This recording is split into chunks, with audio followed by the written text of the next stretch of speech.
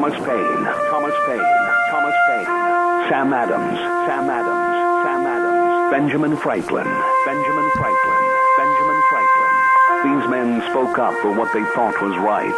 From their courage came such documents as the Declaration of Independence and the Constitution of the United States.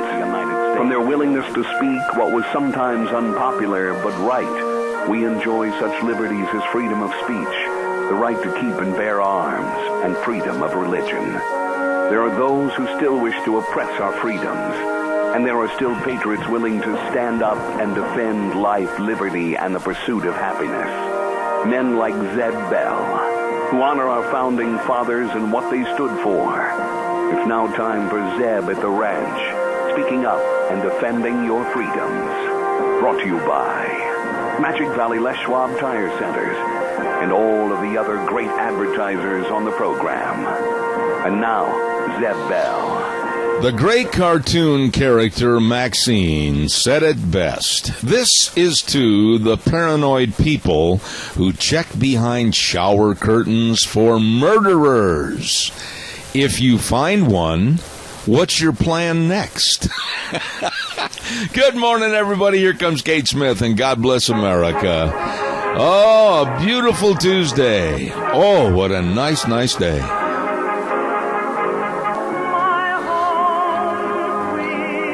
Oh, thank you very much, Kate Smith, and God bless America. Good morning, everybody. Zeb at the Ranch with our major sponsor, your Magic Valley Les Schwab Tire Centers.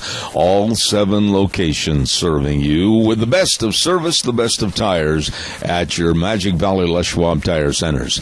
Along with some of our great advertisers, including Western Waste Services, always at your disposal. Call them, get on the route service, get rid of your garbage. Locally owned, 734-6969. And don't forget Valley-Wide Home and Ranch, 910 South Oneida in Rupert. Everything for the farm, the home, and the ranch at Valley-Wide Home and Ranch. Right now it's time for our Pledge of Allegiance. Caller, good morning. Good morning, Zeb. This isn't a call. This is in the studio. How are you? I'm good. How are you? Oh, good. Hey, if you can, feed me a little bit more noise, can you? Yeah. Just a tad, if you would, from your side of it. And go ahead with the pledge, please. I'd appreciate it. All right. I pledge of allegiance to the flag of the United States of America and to the republic for which it stands, one nation, under God, indivisible, with liberty and justice for all. Attaboy, Wheels. Way to go. Nice job. Hey, it's time for the weather, and the weather is brought to everybody by our friends at Cheney Flooring and Home Design. They're located at 1228 Oakley Avenue in Burley, and look for the blue door. The number to call is 678-6945. All your carpet and flooring, kitchen construction, home decor, whatever you need to make your house a home. These are wonderful people over at Cheney Flooring and Home Design. I have a feeling that this gentleman, my weatherman, MichaelRogersWeather.com, is going to spread words that might be doom and gloom. Let's see what he has to say. Good morning.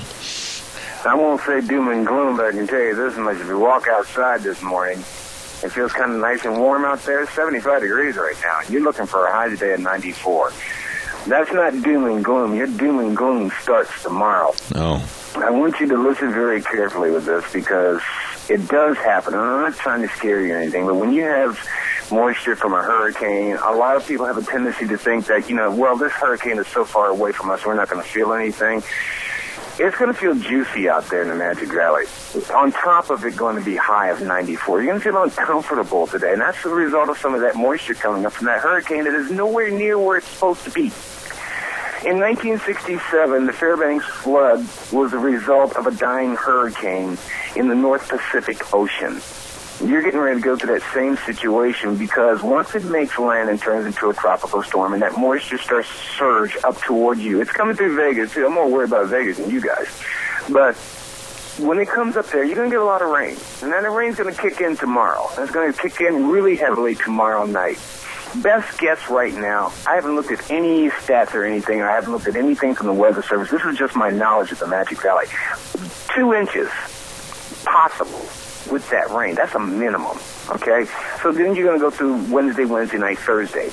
taper off, and you're going to come out with a nice weekend on Friday. So, that being said, it's going to be hot. It's going to be uncomfortable. You're probably going to want to take about 8 showers by the time you get done work today. But that's your weather, and enjoy it. It's the only weather you got. All right. Very, very good weather forecast. MichaelRogersWeather.com. Thank you very much. Brought to you by Cheney Flooring and Home Design. 1228 Oakley Avenue in Burley. Look for their blue door. And believe me, all the newly refurbished furniture, too, along with all your carpet and your vinyl and everything else at Cheney Flooring and Home Design. Nice, nice people. Hey, don't forget on Thursdays, it's sale day. And if you need information about consignments for the Burley Livestock Sale Yard Thursday sale, don't forget to give them a call at 678-9411. 1100 Occidental Avenue in Burley. Merv May, Cade Rogge, and Lance Udy.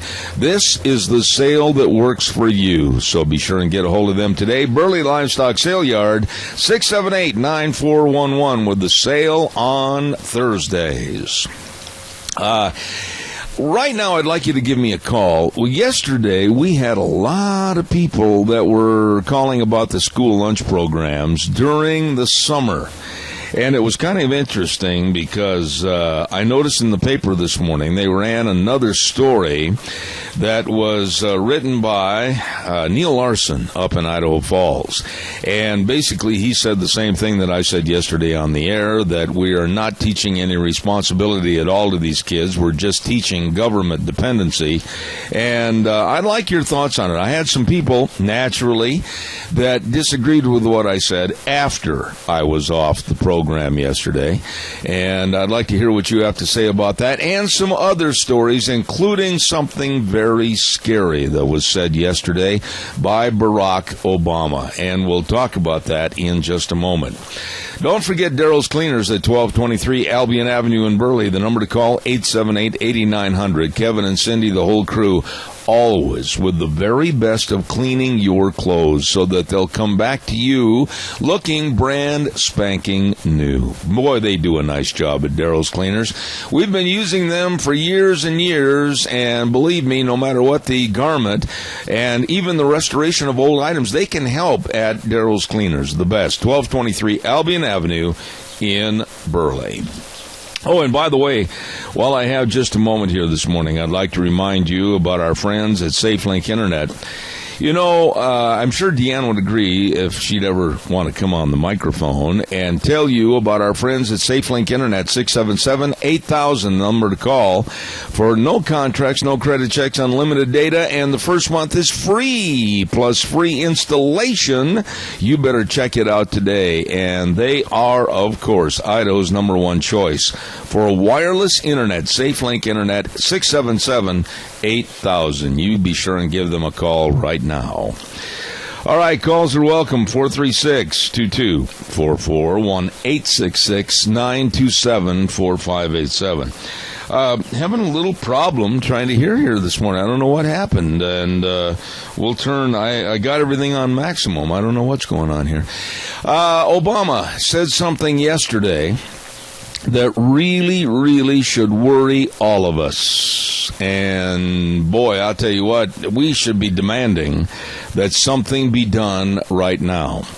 He was doing an impromptu speech, and none of his speeches that are impromptu without his teleprompter are any good. He was mumbling, he was stumbling, he was babbling, and he admitted that we, the United States of America, has no strategy to defeat ISIS. None. None. After all this time, all the killings, the beheadings, the bombings, no strategy. Ladies and gentlemen, this is the President of the United States. This is the man. This is the White House. This is the Oval Office. This is the leadership. This is who we turn to looking for that word, leadership. And we're not getting anything. He has had numerous plans presented to him by members of his staff and also members of Congress as to what to do, how to do it, and what to get done.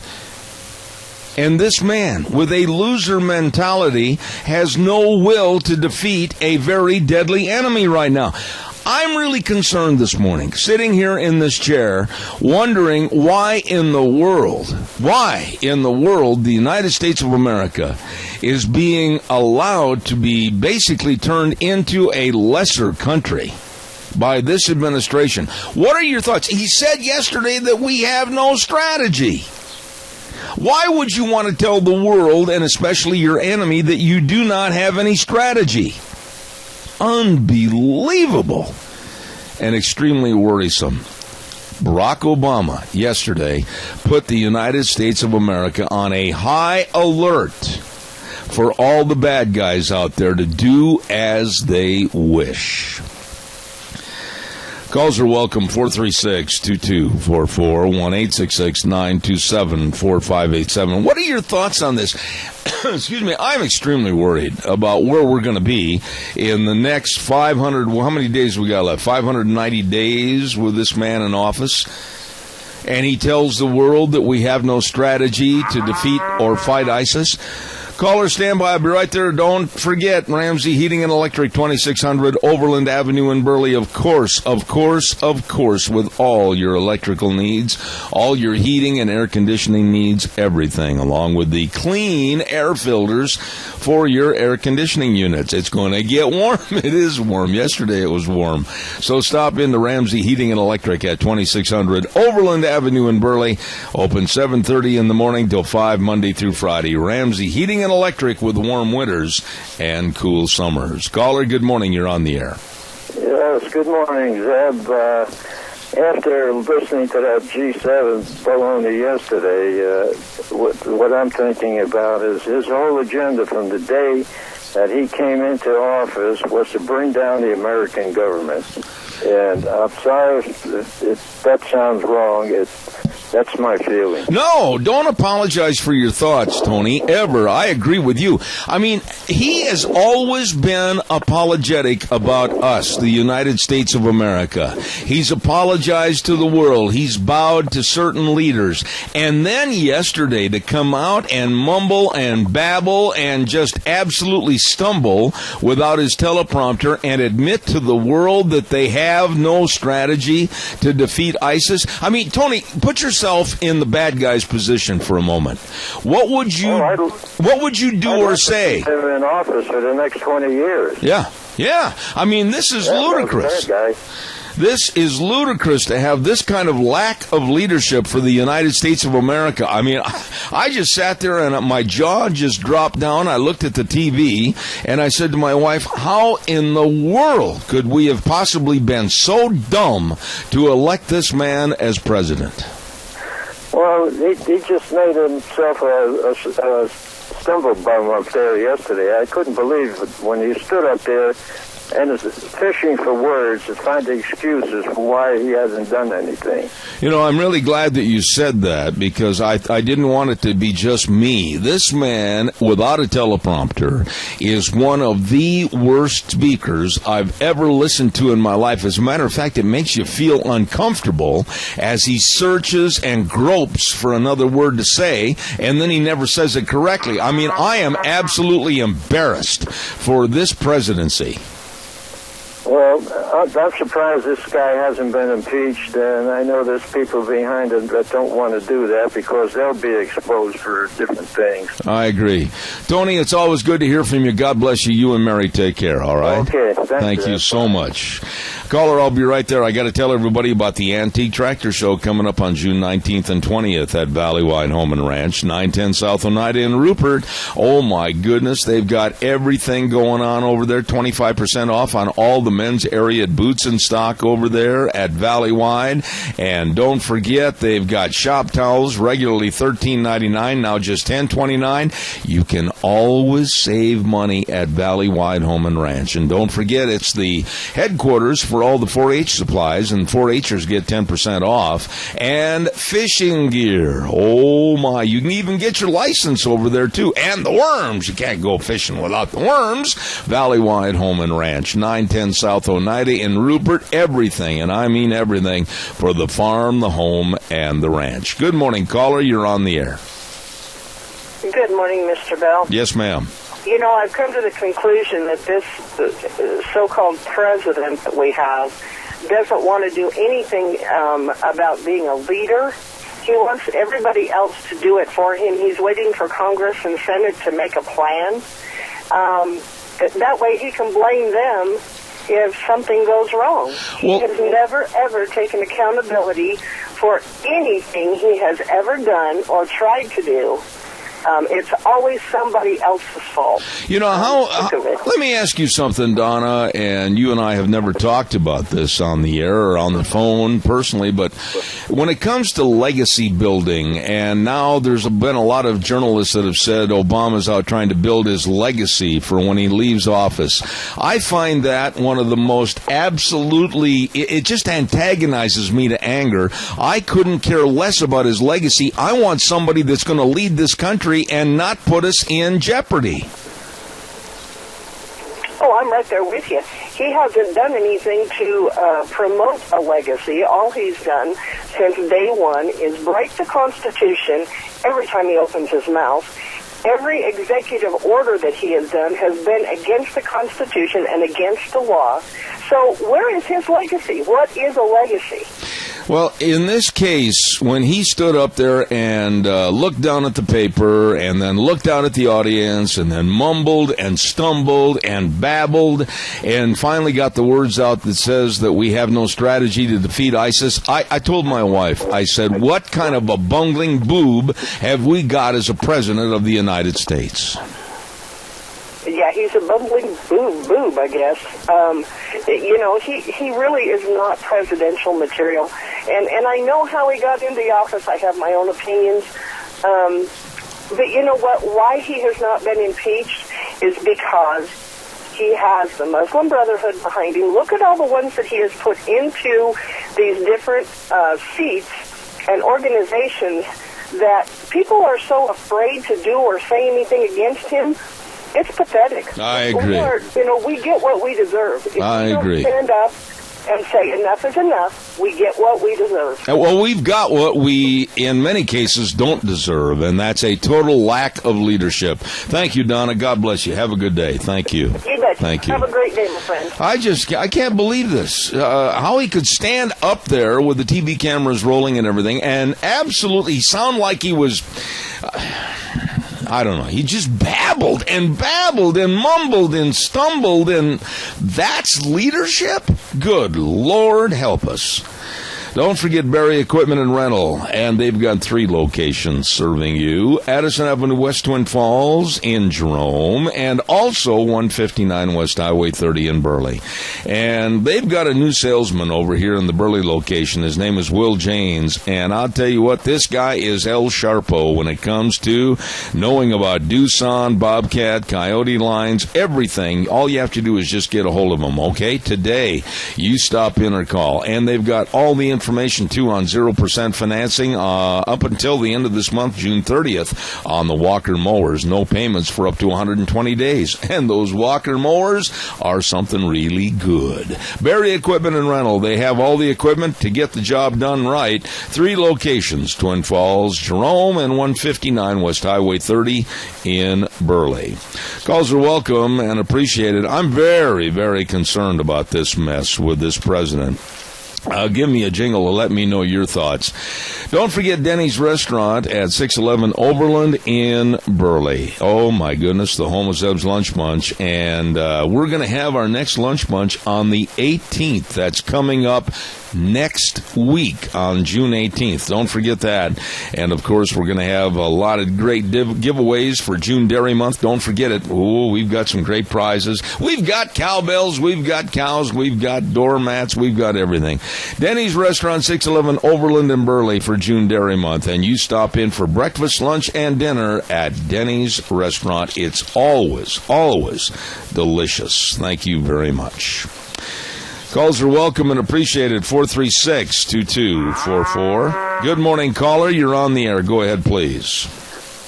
Good morning, Zeb. Yes, sir. Every successful business, big business, has a leader that's just impeccable. He knows what he's doing. He knows what strategies to use and everything. you don't necessarily have to be the sharpest knife in the drawer if you've got people that you can count on to do the right thing. That's right. And this is where Obama falls down. There isn't a single general or admiral that say anything because it doesn't do any good. He's going to do what he wants to do. Well, I don't agree entirely, Keith, and you're a good enough friend, and I can tell you that I think the administration, and I'm looking at about 3 or 4 different cases right now that have enveloped some of the generals and some of the leadership into the fold so that they basically will say only what Obama wants them to say. They're yes men to the nth degree. And others, like retired Colonel Jack Keane and others of his ilk, have been very, very critical of Obama and his lack of leadership, his lack of aggression to stymie and stop ISIS as a major deadly threat. And sooner or later, this thing has got to come to a head, and I'm afraid that we, the American people, are going to suffer for it, because admitting to the world that you have no strategy is like a football coach admitting in the pre-game ceremony that they haven't got an offense, they don't have a quarterback, and they're just going to sit on the ball for 4 quarters. I mean, this is ridiculous. Well, yeah, it's just like this. If somebody came to Berlin and wanted to take us over, we don't have any organization for that, but then we're not expecting it. Yeah. But we do have the National Guard, but that goes back to the governor. If you have a good governor, good things will happen. If you don't, and you depend on the United States military or something to come in and protect you, I wouldn't count on that too much. Well, I'm very concerned about what the bad guys and the bad people in the world, when they heard that, no strategy, that's basically like saying, hey, the door's open, come on in. I am really scared. I told Deanne last night, I really don't understand why a man would admit that on worldwide television, because that was just an open door policy for attack. We just don't have any leadership in the United States, and everybody is laughing at us. Putin is doing whatever he wants to do. I agree. China is doing what they want to do. I agree. North Korea is doing what they want to do.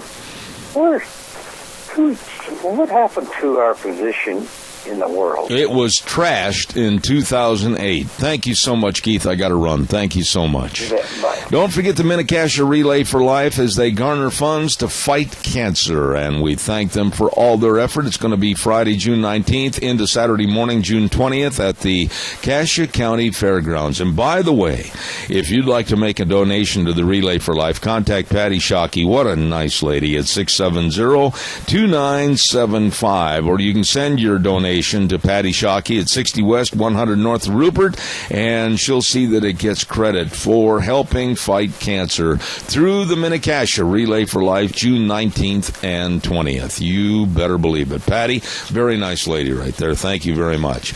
Hey, it is time for our Capital Press Ag Minute, brought to you by Mount Harrison Audiology.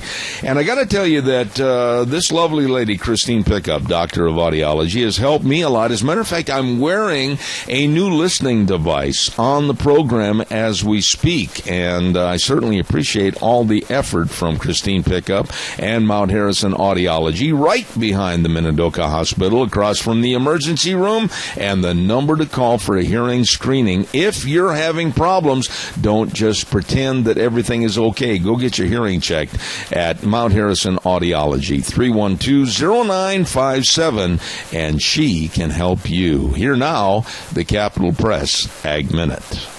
Officials of Thresher Artisan Wheat say improvements they're making this summer to 5 Eastern Idaho grain elevators should expedite harvest for the local growers. Thresher acquired General Mills' Eastern Idaho grain handling and fracture last season. Thresher has started overhauling its elevators in Blackfoot, American Falls, Rockford, New Dell, and Moorland grain elevator.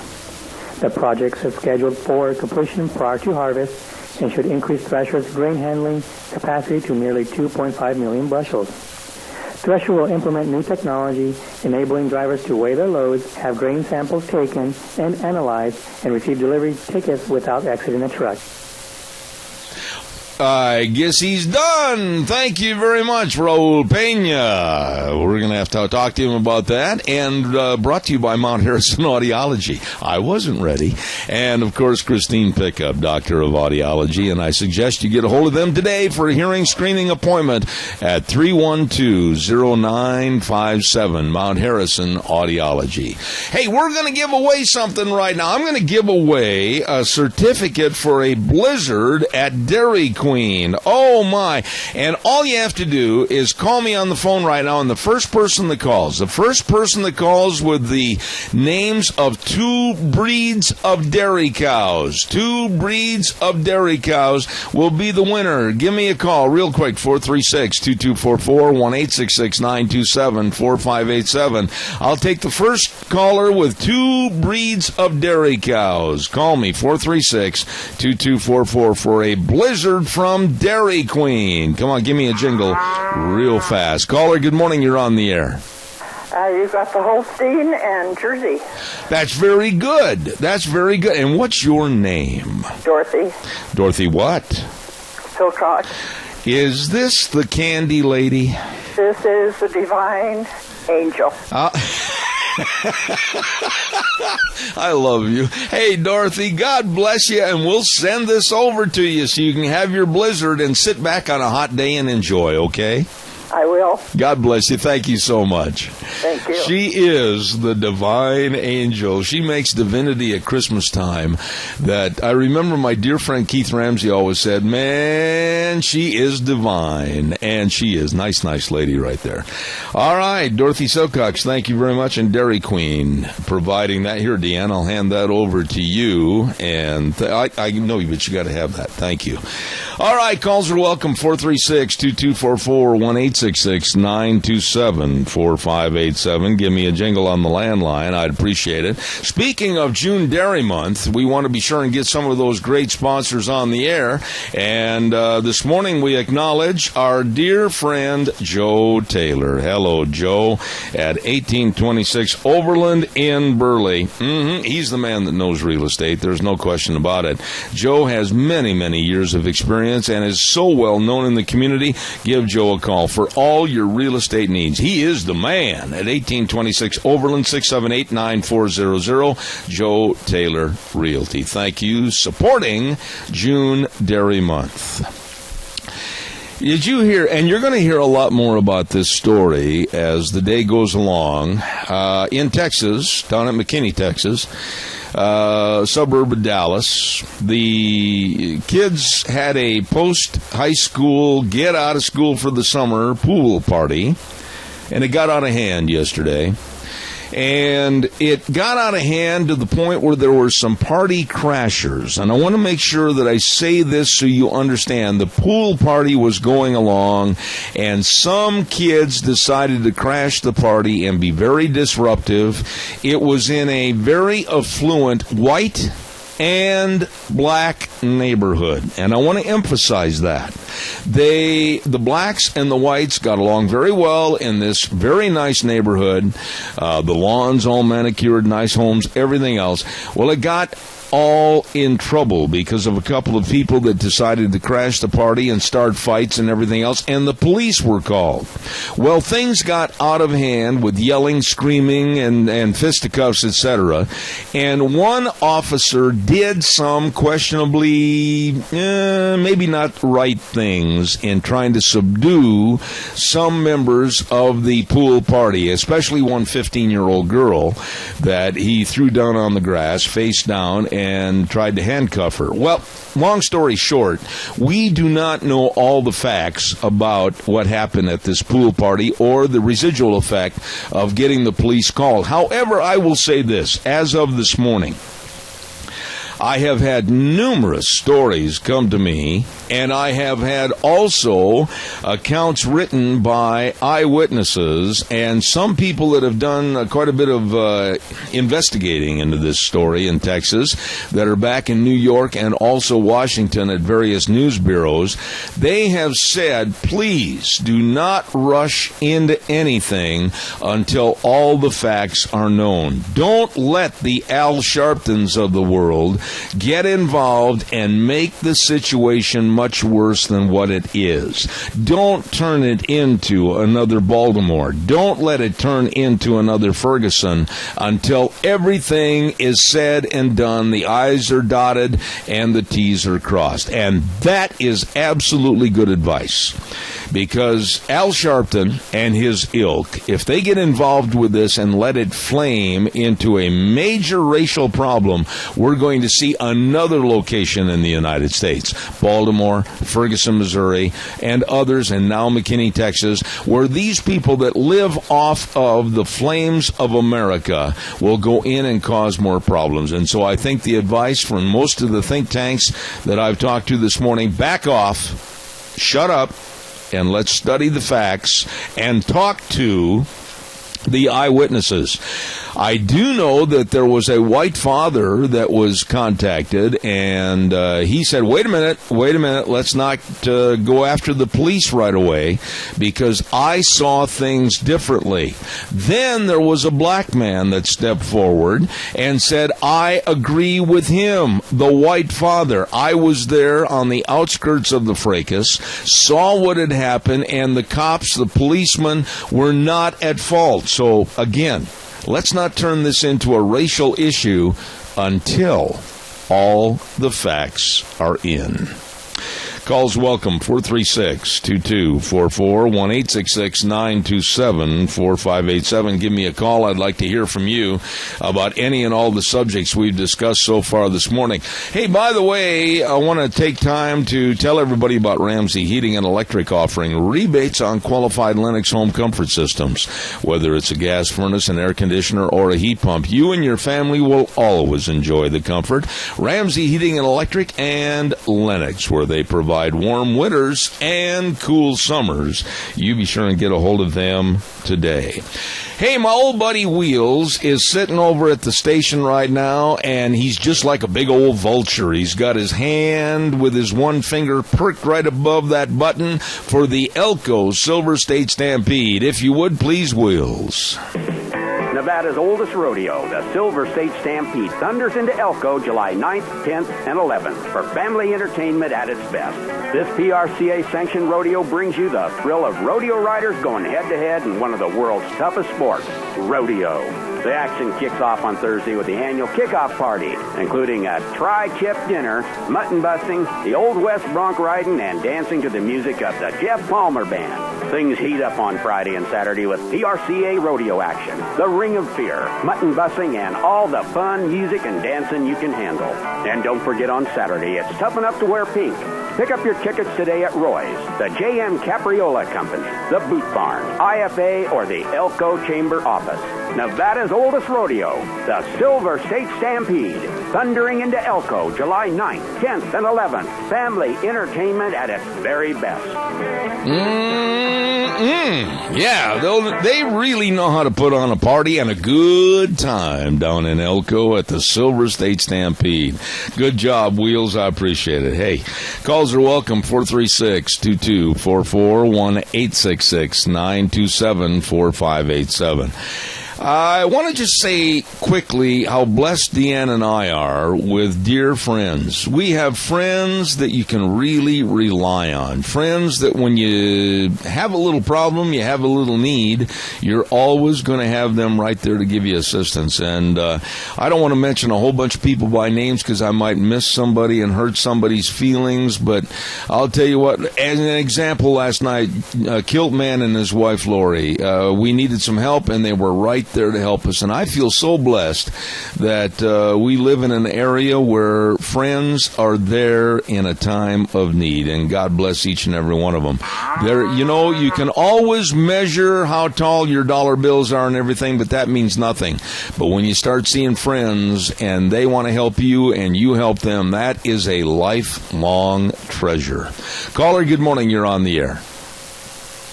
It just went to the dial tone. Don't know what happened. Well, why did you lose them? You were in charge. Did you all of a sudden just let them go into the great atmosphere and they are now being unattended? I have no idea. I put them through and he started going beep, beep, beep, beep. Oh, my. Well, it's one of those backup calls. Look out. It's an Al Sharpton call. They're backing up. Look out. All right. Calls are welcome. 436-2244, 1-866-927-4587. Did you hear about this high school in Maryland that was forced? I want to underline that word, forced, by gay activists to have all the students at graduation wear a gender-neutral gown. This high school must be really milquetoast and weak-kneed and has absolutely no guts whatsoever because they cowed and kowtowed to the gay activists because they said you must wear a gender-neutral gown. There shall not be any boys or any girls. This is so trashy. Good morning, caller. You're on the air. Good morning. You know, when you were talking about Obama and how he stumbles around and everything, how authentic is his diploma from Columbia or wherever? I have no idea. Anybody proven it? I have no idea. And, you know, Keith, I don't think that anybody has the wherewithal to get his records. By the way, they've been locked up. And we don't know that much about the man. We don't know that much about his family. We don't know that much about really what he wants to tell us is about all we're going to know. I find this very, very questionable. I mean, when we talk about the Bushes, you knew everything about George Bush, the Jr. Then you knew everything about the senior. And quite frankly, we knew a heck of a lot more about the Clintons than what we know right now about Barack Hussein Obama. It is bothersome to me. I don't trust the man. I never have. I'd never wanted him to be president. So again, I'm very hypercritical. Well, there's something that came on TV this morning that brought my attention to this. And this guy, I guess he has a company or whatever, but he makes you a diploma that is so authentic that you cannot tell. Yeah, I've heard a lot about that. Does it say this is a copy or anything like that? And not only if you're applying for a job, you take care of the references too. Yeah. They have numbers you can call and they'll give you a good reference and everything. And he says this is all legal. Yeah, I tell you something, you know the old phrase, you can baffle them with this and you can blank them with that. Yeah. I don't want to get into that, but I will say that I think that is the opening line of Obama and his resume. I think this man has lied. I think this man has cheated. I think this man has overemphasized his value. I think he has overemphasized his worth. I think the whole family is absolutely, there should be reproach against almost anything and everything that they've said and done. I don't like him. I never have. And I go back to 2007 when he started running as a senator from Illinois. I said back then, and I took a lot of heat, I don't like him. It has nothing to do with the color of his skin. It has nothing to do with his race. He is highly incompetent, and quite frankly, Keith, he has shown us that. Well, I believe everything you say, and I think it's true. But, you know, he's looking for a legacy, and he's going to have one, and you know what I think it's going to be? It's going to be the repeal of the Obamacare. Yeah. And what it's going to result in is a single payer nothing, which is what he wanted in the first place. I can't argue that, and it's a great concern of mine and others. As a matter of fact, next week, I think it's on Wednesday or Thursday, I've got somebody coming on to talk about that. Keith, always good to hear from you. I got to get a weather forecast in. God bless. Thank you. Bye. Thank you. Don't forget Mad River Laser. Man, oh man, is Nicole busy and the rest of the staff getting all the goodies made up for Father's Day, like the barbecue kits and the aprons for Dad, World's Greatest Chef and everything, make him feel good. Or how about coffee mugs? World's Greatest Dad, and a buck knife. Oh, those are good knives, engraved with his name on it. Oh, they can do all of that right there at Mad River Laser. Don't forget, they're located at 502 East Street in Rupert, right on the square. Super nice people. 436-2293. And right now here is Michael Rogers weather. Hey, hello, everyone. Michael Rogers is over the ranch. Get some water today. It's going to be hot. 94 for the high. That's your weather story. I mean, I could get into tomorrow and all that, and you would like to hear that. But your weather story for today is sunny and hot. 94 for the high. Clear tonight. It's going to cool off, but it's going to be a hot one today. Then the rain kicks in tomorrow. Heavy rain tomorrow. And that'll continue right through Thursday, tapering off Thursday night. Friday looks pretty good. But for today, whoa, you got a scorcher. 94 for the high. And the reason why I feel so humid, because you got moisture from that hurricane that's zipping its way up the Baja Peninsula. Even though it won't come nowhere near you, you're going to feel that juice. And you got a storm coming right across the Pacific. So you're getting set up for a wet day. But for today, sunny and hot. Enjoy the weather. It's the only weather you got. All right, Michael, thank you very much. Don't forget all your business promotional items for the parades coming up this summer and everything, and Daddy's Day and the June weddings. All of this and more at Mad River Laser, 502 East Street in Rupert, 436-2293. Really, really nice people. Hey, by the way, real quick before I take some more of your calls, tomorrow night, Wednesday night, team roping, Jerome County Fairgrounds, third of the Wednesday night summer series. Sign up at 6:30, rope at 7, 3 for 25 draw pot. Dave Zanino, my old buddy, 431-1263. And then I'll tell you a little bit more about another poker run going on this Saturday, June 13th, up at the Cottonwood Trailhead, put on and sponsored by Let's Ride, Highway 24 over in Rupert. Lunch will be served up at the Father-Son Campground. And again, they're going to meet at the Cottonwood Trailhead at 10 a.m. sharp on Saturday. Calls are welcome and appreciated. 436-2244, 1-866-927-4587. I want you to beware of phony winning documents. Deanne got a couple of them in the mail last week, and I'll talk to you about that in just a minute. Stand by. Give me your calls. Burley Physical Therapy and Rehabilitation, 1263 Bennett Avenue, Suite 2 in Burley. Now, I believe in these people. I've had such a busy schedule lately, I haven't had a chance to get down there, and I miss it because it really, really helped me and my leg to get back into shape again. Nick Greenwell and all of his physical therapists there, what a great friendly staff. Sports medicine, all the exercises, hydrotherapy pool, everything to help you get back to being you. Call for an appointment today, 678-1191. Burley Physical Therapy and Rehabilitation in Burley. The best. All right, give me a call, 436-2244, 1-866-927-4587. Hey, I want to remind you about what you get in your mail, how you answer if you do some of the mail that you receive. Now, last week, Deanne, wasn't it last week or was it the end of the week prior, you received some phony winning documents. On the one document, she was notified that she had won like over $20,000, and on the other one, it was like $10,000 or something like that. Well, be careful, because in order, they say on these forms, for you to get the money that you have won, underline that word, you have to send them a registration fee.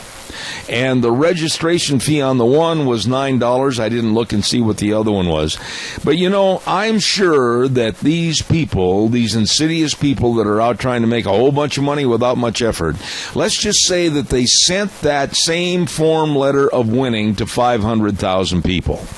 And they did receive back $9 for the $20,000 winning prize. Those people have made over $4.5 million, and that pays for a lot of faulty and blemish printing on something that you're never going to recoup. You're not going to get a $20,000 check in the mail. You're not going to see anything except you're going to kiss goodbye the $9. But in the other form that she got, it also asked for all your credit card information, the number, the type of card and everything. Do not fill out any of that information. Don't give it to anybody under the guise that you all of a sudden are going to be handed a check in the mail of $10,000 to $15,000. Don't do it. Throw that stuff in the garbage, burn it, whatever, or call the Better Business Bureau, and they'll tell you to do the same. Be careful out there, my friends. There are lazy people with criminal intent that want to get your money any way they can, and you're not going to get anything back for it, I guarantee it. All right, calls are welcome. 436-2244, 1-866-927-4587. While I'm waiting for your calls, I want to tell you to be ready for summer travel. And what do you do to be ready for summer travel? Well, you get a hold or stop in to your Magic Valley Les Schwab Tire Centers and check out the free pre-trip safety check. I'm telling you, they really care, and they will give a visual inspection of a lot of the very integral parts of your automobile to make sure everything is going to be safe for you. You better believe it. And then also check out all the great tires like they've got on sale right now. The Ultra Z900, their best car tire. Long tread life, smooth, quiet ride. The Ultra Z900 at your Magic Valley Les Schwab Tire Centers with Lane and Rupert, Dave on Blue Lakes and Twin, Mike and Buell, Mike and Jerome, the Twist family in Paul, John on Pole Line in Twin Falls, and old buddy the Seahawk fan Randy on Overland in Burley. Your Magic Valley Les Schwab Tire Centers. All right, give me a call. 436-2244, 1-866-927-4587, okay? By the way, in case you are wondering, and I'm sure you were, Lois Lerner and the IRS still have not turned over the emails that were demanded by Congress. No, they just refused to do it. They walked out of the hearing room after being told they had to supply the emails, and they kind of just walked away and said, well, we're not going to comply with them. The heck with them. Well, wait a minute. A federal judge says that the Internal Revenue Service has until Friday this week to provide answers on the status of Lois Lerner's emails that were previously declared lost. Lost? Yes, but wait a minute.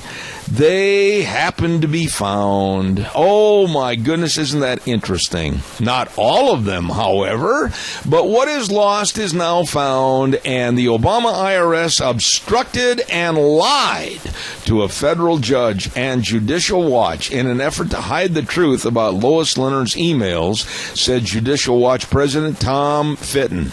He said the IRS is out of control, and Judicial Watch is happy that Judge Sullivan has taken this key step to remind the agency that it is accountable to the rule of law and the American people. Now, with that being said, I'll bet you an ice cream cone during June Dairy Month that if any emails are given on this Friday, they will be minuscule, they will be minor, they will have absolutely no content whatever concerning the case that was brought before Congress. I'll bet you they'll be just, hi, Bert, how are you? Gonna go use the boat this weekend? That's the kind of very worthless email that they'll probably turn in.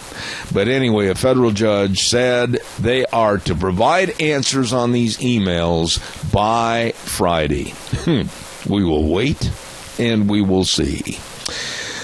Oh, my. What do we got cooking for the rest of the day? I'll tell you what. I have got a full corral of great people. This next hour at 9:06, we have Dr. Jay Roberts, and we're going to be talking about this idiocy of gay marriage. That's what it is. And then at 9:30, I've got my buddy on, and I want you to be aware of this and call and ask questions because he is very, very educated on the refugee system here in the United States of America, and that's Randy Givens, the professor out of Texas, and he's going to be on the air. Then at 10:06, we've got a repeat of Dr. History, and then at 10:30, Charlie Drevna is going to be on talking about how the government wants to add more ethanol and make your fuel, your gasoline, so much hotter, it might burn up your engines. That's all coming up for this morning. We still have time for another phone call. Give me a jingle at 436-2244, 1-866-927-4587. Give me a call. Let's see, what else have I got here quickly? Oh, and we're going to be giving away, Deanne, what are we going to give away this morning from Smith's Food King? Yesterday we gave away a pail of ice cream. What are we going to give away today? Some ice cream bars? Okay, we're going to give away some ice cream bars, and that'll be coming up next hour. And so don't miss that. You might have an opportunity to share in June Dairy Month. We live in the third largest state for dairy production in the United States. Good morning. You're on the air. I think it would be nice to get our governor on the line and ask him how come Idaho is such a favored child for these refugees. You know, as a matter of fact, you read my mind. I did call up there yesterday, and I'm trying to schedule the governor to come on this program and talk about this subject. And we're hoping for, let me look at my calendar here. I think I asked for next Tuesday at 9:06 if possible. Oh, I hope he comes on, because why are we bringing these people in to a country that is so foreign from them that they're going to be angry in 1 year and they're going to be ready to take us all down? Chris, do me a favor and call me later today on my cell phone, 312-2976. I would like to... Yeah, 2976. I would like to talk to you about this problem. And there was a story on the front page of the Times News this morning about how they're trying to soft soap and hard sell this refugee program to the public by bringing in some new Democrats. And we're going to talk about that next hour with Randy Givens. So I got to run to the news right now, but stay tuned, okay? Yeah, okay. All right, bye-bye. Thank you much. We'll be back in 7 minutes. Don't go away. Okay, here we go. Hour number 2, Zeb at the Ranch, with our major sponsor, your Magic Valley Les Schwab Tire Centers, all 7 locations, and some of our great advertisers, including Valleywide Home and Ranch, 910 South Oneida in Rupert. Everything for the farm, the home, and the ranch. Great fishing department, too, at Valleywide Home and Ranch. And our friends at Western Waste Services. From the canyons of the Snake River and all across southern Idaho, we're always at your disposal. Western Waste Services, we care about our community, our resources, and these free lands. Western Waste Services is lending a hand, always at your disposal. Western Waste Services. You better believe it, and along with everything else, they've got the Go Minis. These are great portable storage containers, built strong, weatherproof, provide superior protection against mold and mildew, and ready to house whatever you need to have stored. You check it out by calling 734-6969. Western Waste Services. They are locally owned and serving you. Always at your disposal. Western Waste Services, the best. Oh, my, and when we say the word best, of course, that leads us right up to some other great folks, too, and that includes Hanson Mortuary at 710 6th Street in Rupert with our dear friend, and he really is one of the nicest people, Joel Heward, his family and staff at Hanson Mortuary, always taking care of you and your family members. When there's a passing of a loved one, believe me, they always uphold the highest ethical standards with unquestioned integrity in working with you and the family. So please contact them today. Very flexible hours to help serve you. Number to call, 436-5636. That number again, 436-5636. Hanson Mortuary in Rupert, serving your family. Thank you. Right now, I've been looking forward to having this gentleman on the program this morning, and I'm very concerned about the status of where we're headed as a nation, headed towards the sleaze and the negativity, and I'm very glad to have Jay Richards on the program with us. Jay, good morning. How are you? Good morning. Just fine. Thanks for having me. You know, I read your piece called Republican Candidates Who Go Wobbly on Marriage Deserve to Lose, and I think that's a great title for your piece. And I've said for a long time, where are the Republicans? Where are people of honor? Where are people of integrity? Where are people that are not just going to bend like willows in the wind trying to get a certain vote? God bless you for what you wrote, because I agree with it 100%. Give us a little background on that piece, would you please?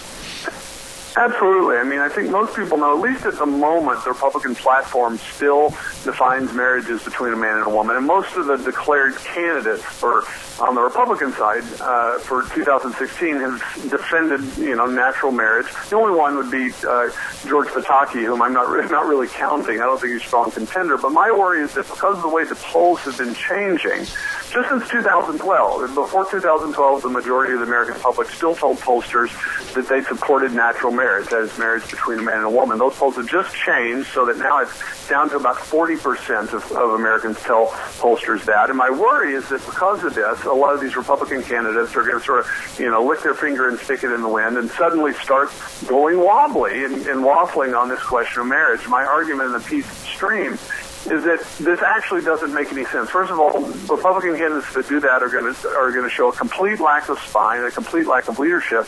But also, I actually think it will harm them at the polls rather than help them. And so that's really, I provide an argument in the piece for why I think that is, despite the fact that a majority of Americans now claim to support so-called same-sex marriage. Jay, what is the percentage of population here in the United States that are advocating gay marriage? I mean, it's got to be still a minuscule percentage, is it not? It is. I mean, if we say that, say, 2.5%, let's be generous, of the population self-identifies as gay or lesbian, probably only half or less than that are actually sort of active, defenders of this in the public square. We're talking about probably 1% of the population. On the other hand, what's really striking is the way in which Americans, at least publicly, have changed their minds on this issue. And this is what I think part of the problem is, because for a long time, every demographic group, Republican or Democrat voters, claimed to support marriage between a man and a woman and to claim not to support same-sex marriage. Now there's a majority of the population that's saying, yeah, I support that. But when you dig into the polls and reflect on this, I think that it is less significant than it appears. First of all, 42% of the population, even after years of propaganda on this issue, still defend natural marriage. So that's really something. But the other thing is that we know a lot of Americans that are telling pollsters this know that that's the right thing, the sort of politically correct thing to say, and so we can't trust them. And pollsters know this. In fact, it's a classic problem called the shy Tory problem. The idea is that, Tory voters in the United Kingdom know that the people running the polls are liberal, so they tend not to say what their attitude is. So I suspect a large chunk of the people claiming to support same-sex marriage actually don't. Then you have people that, okay, maybe they've changed their minds on this issue, but they don't feel strongly about it. In fact, they're probably double-minded on it.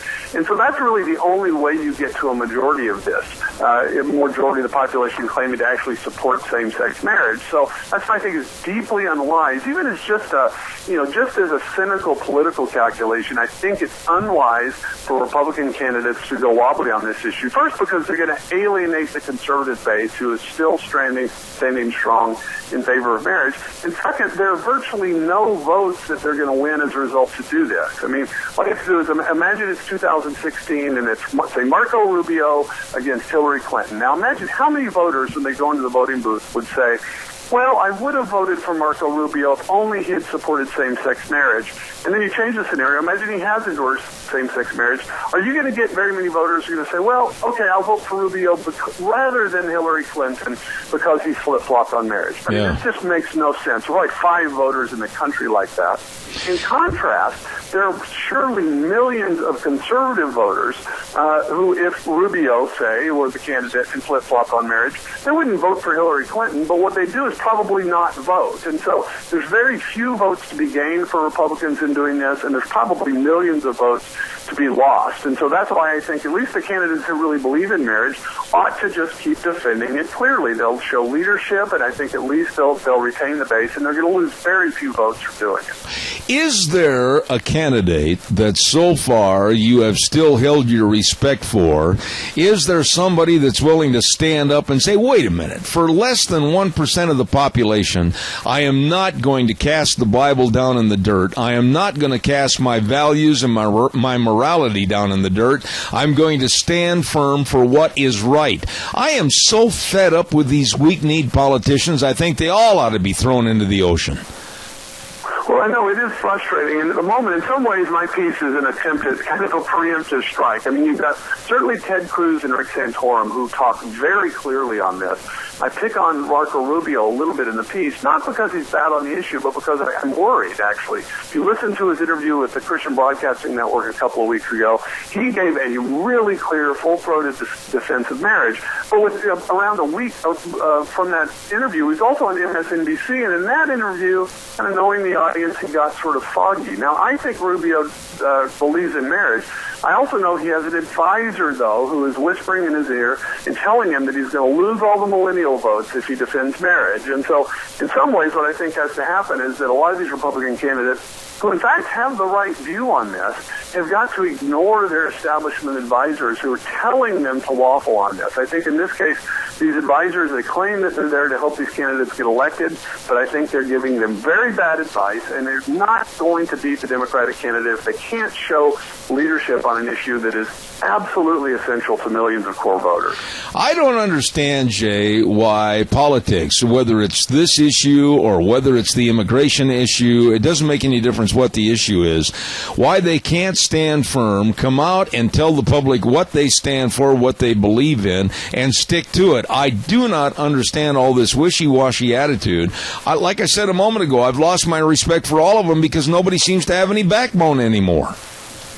Well, I know it, and I think part of it is it's just a sociological reality. You get in Washington, D.C., or any large metro area in the United States, it's overwhelmingly liberal. Republicans, they're hanging out at the same cocktail parties the Democratic candidates are. So even if they've got more or less the right views when they're alone with themselves at night, they're shaped by their surroundings. And so if you want to curry favor with the people that run the cocktail parties, with the media elite, you end up, if not changing your view, you end up waffling and speaking, unclearly and saying different things to different people. And I just think, as you said, these guys have got to get some spine, and we as voters have got to learn to, honestly, to reward politicians that show spine and speak clearly on these issues. Jay, have we as a society, and this is an opinion on your part, have we as a society, have we lost our norms, our NORMS, our norms of what morality is? Are we just bending to anything like the gay marriage issue, homosexual issue, transgender issue? Why? What's the big money behind these causes, and why are we afraid of it?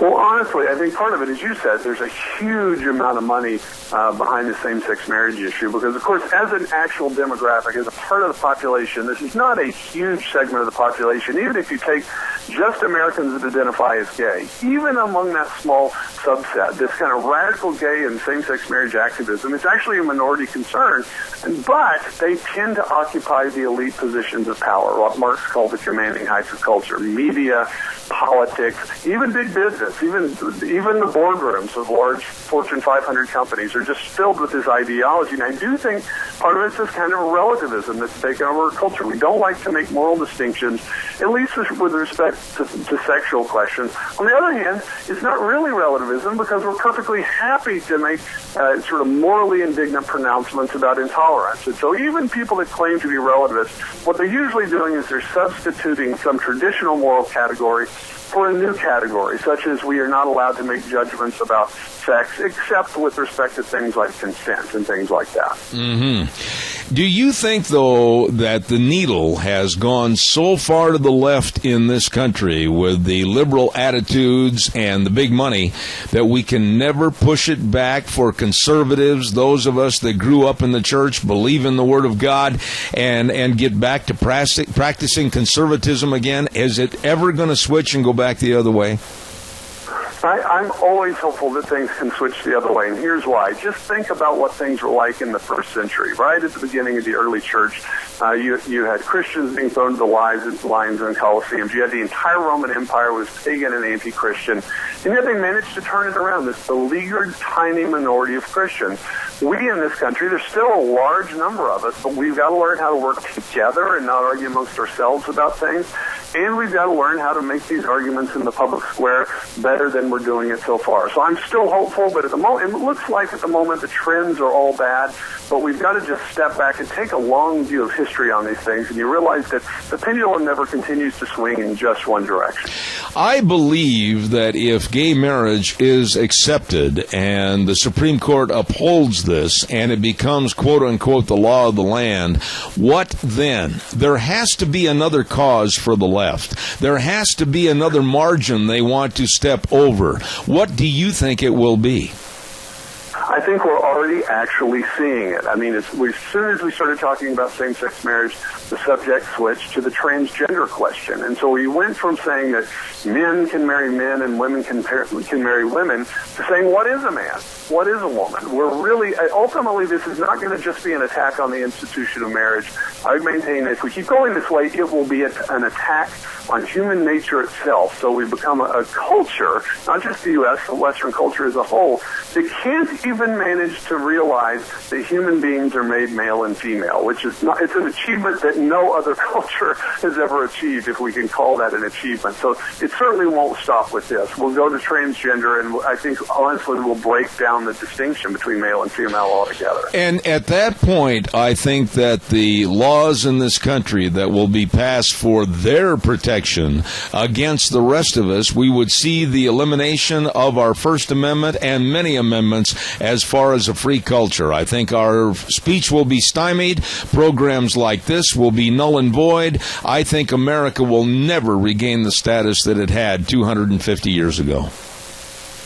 I think you're exactly right, but I don't want people to lose hope. I do think that's going where we're going now. You're exactly right. The question is whether we're going to be able to work together, engage in peaceful, nonviolent civil disobedience if we have to, but keep hope that we can actually turn things around. What quickly, and I'm going to ask for a little speculation on your part, Jay, as you look at not only the Republicans, certainly you had to do a little study also about Queen Hillary and how everybody just wants to let her, like a tidal wave, take over the Oval Office. What about her? God help us all that she become president. What about her thoughts? Well, honestly, I don't think that this is the issue that she's all that concerned about. Remember, she, until about 2011, 2012, claimed to believe in traditional marriage as well. What I'm staggered by is the degree to which just shameless corruption on the part of Hillary and her husband, Bill, is being given more or less a free pass by the media. Just this week in the New York Times, we've gotten a story about Marco Rubio and his wife getting some traffic tickets over the last 17 years. And then this morning we have a story about Marco Rubio at the New York Times talking about the fact that he had a hard time paying back his student loans, but did pay him back and had some struggle with finances. This is what they consider scandal for the Republicans, but it seems as if Bill and Hillary Clinton could do almost anything. You can almost find a body in the trunk of their car, and the media would give a free pass. And so, nevertheless, I think that the American people, even if the media gives them a free pass, I'm hoping that we will notice enough of these things that people will think twice before electing this woman. Final question on that last topic, Jay. Do you think that there is enough wood on the fire right now with all the very shady dealings to the Clinton Foundation, etc., that maybe, just maybe, some of this will come to a head and the media might revolt against her and demand that she start answering questions, and maybe she won't make the nomination for the Democrats? Is there a possibility? Absolutely, I do. I mean, everyone always talks about some shoe-in candidate at this time in the election. She obviously seems like the favored person to get the nomination, but there's enough baggage here and enough people that are worried about this. If you look at the straw polls in Iowa, for instance, Bernie Sanders, the socialist, is doing well, and so I do think that there's a chance that she will end up being hobbled, though I would still give her about 60% odds at this point. You got to promise to come back in the future, Dr. Jay Richards. It was excellent having you on the program, sir, and I'll be in touch to hopefully have you back on other subjects in the not-too-distant future. Thank you so much. Sounds great. Thank you. Thank you, sir. Very interesting gentleman, and a great piece to Republican candidates who go wobbly on marriage deserve to lose. Yes, they do. I would love, honestly, to see Scott Walker or Ted Cruz or any one of the number of Republican candidates stand up and say, this is my stand. This is what I believe in. I will not alter. I will not vary from this. This wishy-washy attitude I have no respect for. And this saying, well, I'm on this interview here, I'll kind of change and temper my remarks a little bit, and then when I go over here, I'll change and temper my remarks for them. Baloney. They are cowards. Calls are welcome, 436-2244, 1-866-927-4587. Daddy's Day is coming up in a matter of days, as a matter of fact. It's going to be up in less than 2 weeks. And don't forget, we have some great sponsors for Father's Day. The Goodie Basket at 133 West Main in Burley. Oh, my goodness sakes. Shelley and the girls can make up baskets for your dad or hubby, and they can make them up with all kinds of delicious goodies in the Goodie Baskets. You better believe it. And they can deliver sandwiches and salads to where dad's working, and the delivery right in the Mini-Cash area. Oh, it is good. The Goodie Basket, 133 West Main in Burley, 647-0106. And also wishing all the dads a very happy Father's Day. Magic Valley Irrigation at 44 East, 500 South of Burley. Number to call, 678-3101. Jeff and the crew wish all the dads out there a happy Father's Day. And if you're in the market for a new pivot system or need anything as far as special attention to your current system, give them a call. You betcha. Magic Valley Irrigation, south of Burley, wishing you and yours a happy Father's Day. Thank you very much. Excuse me. A little frog in my throat. Oh, by the way, we've been talking about this every day for the last about 3 weeks, and that's the Mini-Cash Relay for Life. And this is, I believe, the 17th year for having the Mini-Cash Relay for Life. This year, it's going to be on June 19th and 20th at the Cassia County Fairgrounds, starting at 6 p.m. on the 19th and going through the next morning on the 20th. And again, I want to thank Patty Shockey for getting all this information to us. And I want to say that if anybody is interested in helping fight the deadly disease called cancer in all of its various forms, and you'd like to donate, please make a donation to the Mini-Cash Relay for Life. Contact Patty Shockey at 670-2975. Mini-Cash Relay for Life coming up on June 19th and 20th at the Cassia County Fairgrounds, and you can help if you'll just give Patty that call. We've got Randy Givens coming up in just a few minutes, and I'm going to kind of double up here on my commercials a little bit so we don't have to interrupt Randy. Absolutely going to be very interesting talking about refugees coming into this country, so stay tuned for that in just a few minutes. I want to remind you about Let's Ride, Highway 24 between Rupert and Heyburn, where the fun is sold. Now, you heard me yesterday. I had Dennis on the phone. They're going to have a very special poker ride, and that's sponsored by Let's Ride this Saturday, June 13th, meeting at the Cottonwood Trailhead at 10 a.m. sharp. And if you don't have an ATV and you want to go, I know just the place you can go to get one. Let's Ride. You better believe it. And they're located right between Rupert and Heyburn. They've got all your ATVs. Just every kind, every color, every size, all there for you. And all the accessories, too. So stop into Let's Ride, Highway 24, between Rupert and Heyburn. Yep, where the fun is sold. Really good, folks. While you're over there on Highway 24, don't forget our dear friends at Cameron and Siemens Insurance, Highway 24 in Rupert. Dean Cameron and, of course, Todd Siemens. They're always there serving you with the best of life insurance, health insurance, retirement planning, employee benefits, locally owned and serving you. And they are the best. Very dedicated and responsive to your needs. Call for an appointment today. Cameron and Siemens Insurance, Highway 24 in Rupert. Number to call, 436-4424. Really, really nice people. Hi, this is June Dairy Month, and I want to remind everybody about June Dairy Month. We're going to be giving away probably, let me take a look here, this next hour, or maybe at the end of this hour, I'm not sure, some ice cream bars from Smith's Food and Drug. Don't forget that, and stay tuned for that. But I also want to say thank you to some other businesses that have been a part of our June Dairy Month, and that's Sportsman's Warehouse at 1940 Bridgeview Boulevard in Twin Falls.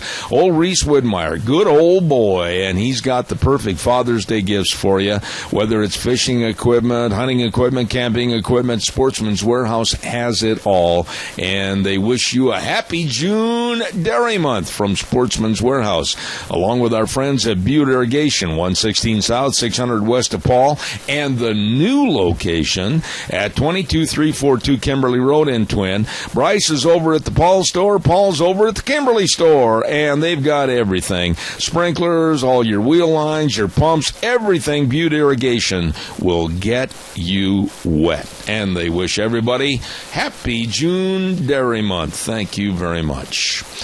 Let's go to the phone lines right now. And a gentleman that I have absolutely the utmost of respect for, his abilities, he's a great teacher, and he's become a friend of this program for about the last 3 or 4 years.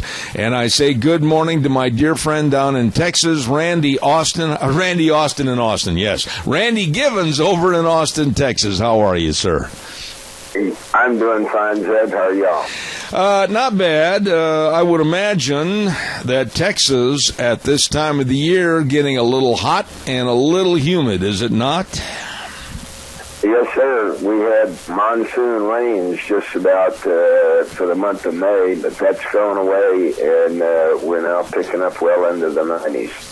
Wow. Well, Randy, what I wanted you on the program for, you are very, very well informed as to what's going on with the refugee program around the United States, and you have also kept yourself abreast of what's happening right up here in Twin Falls, Idaho.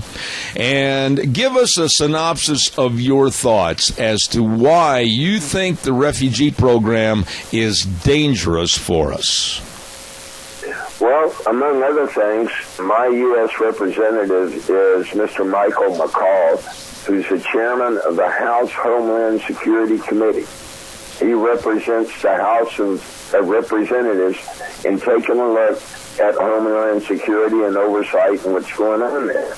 And he's very concerned about bringing in all of these immigrants from Syria, because there is no way to vet them. There is no way of checking out their background to see who they are. And he said that. And he said, held committee meetings and brought out the information. And a quote is that the intelligence community has briefed me that they want to terrorists, want to exploit the refugees. Terrorists want to exploit the refugee program to infiltrate and get in. Randy, now this morning, again, in our Times News local newspaper, of which you've had some quotes already on your desk, they came out with a new story. The headline on the front page was, quote, "New group created to support refugee center." And they went on and on about how the government does extensive background checks on the refugees, etc.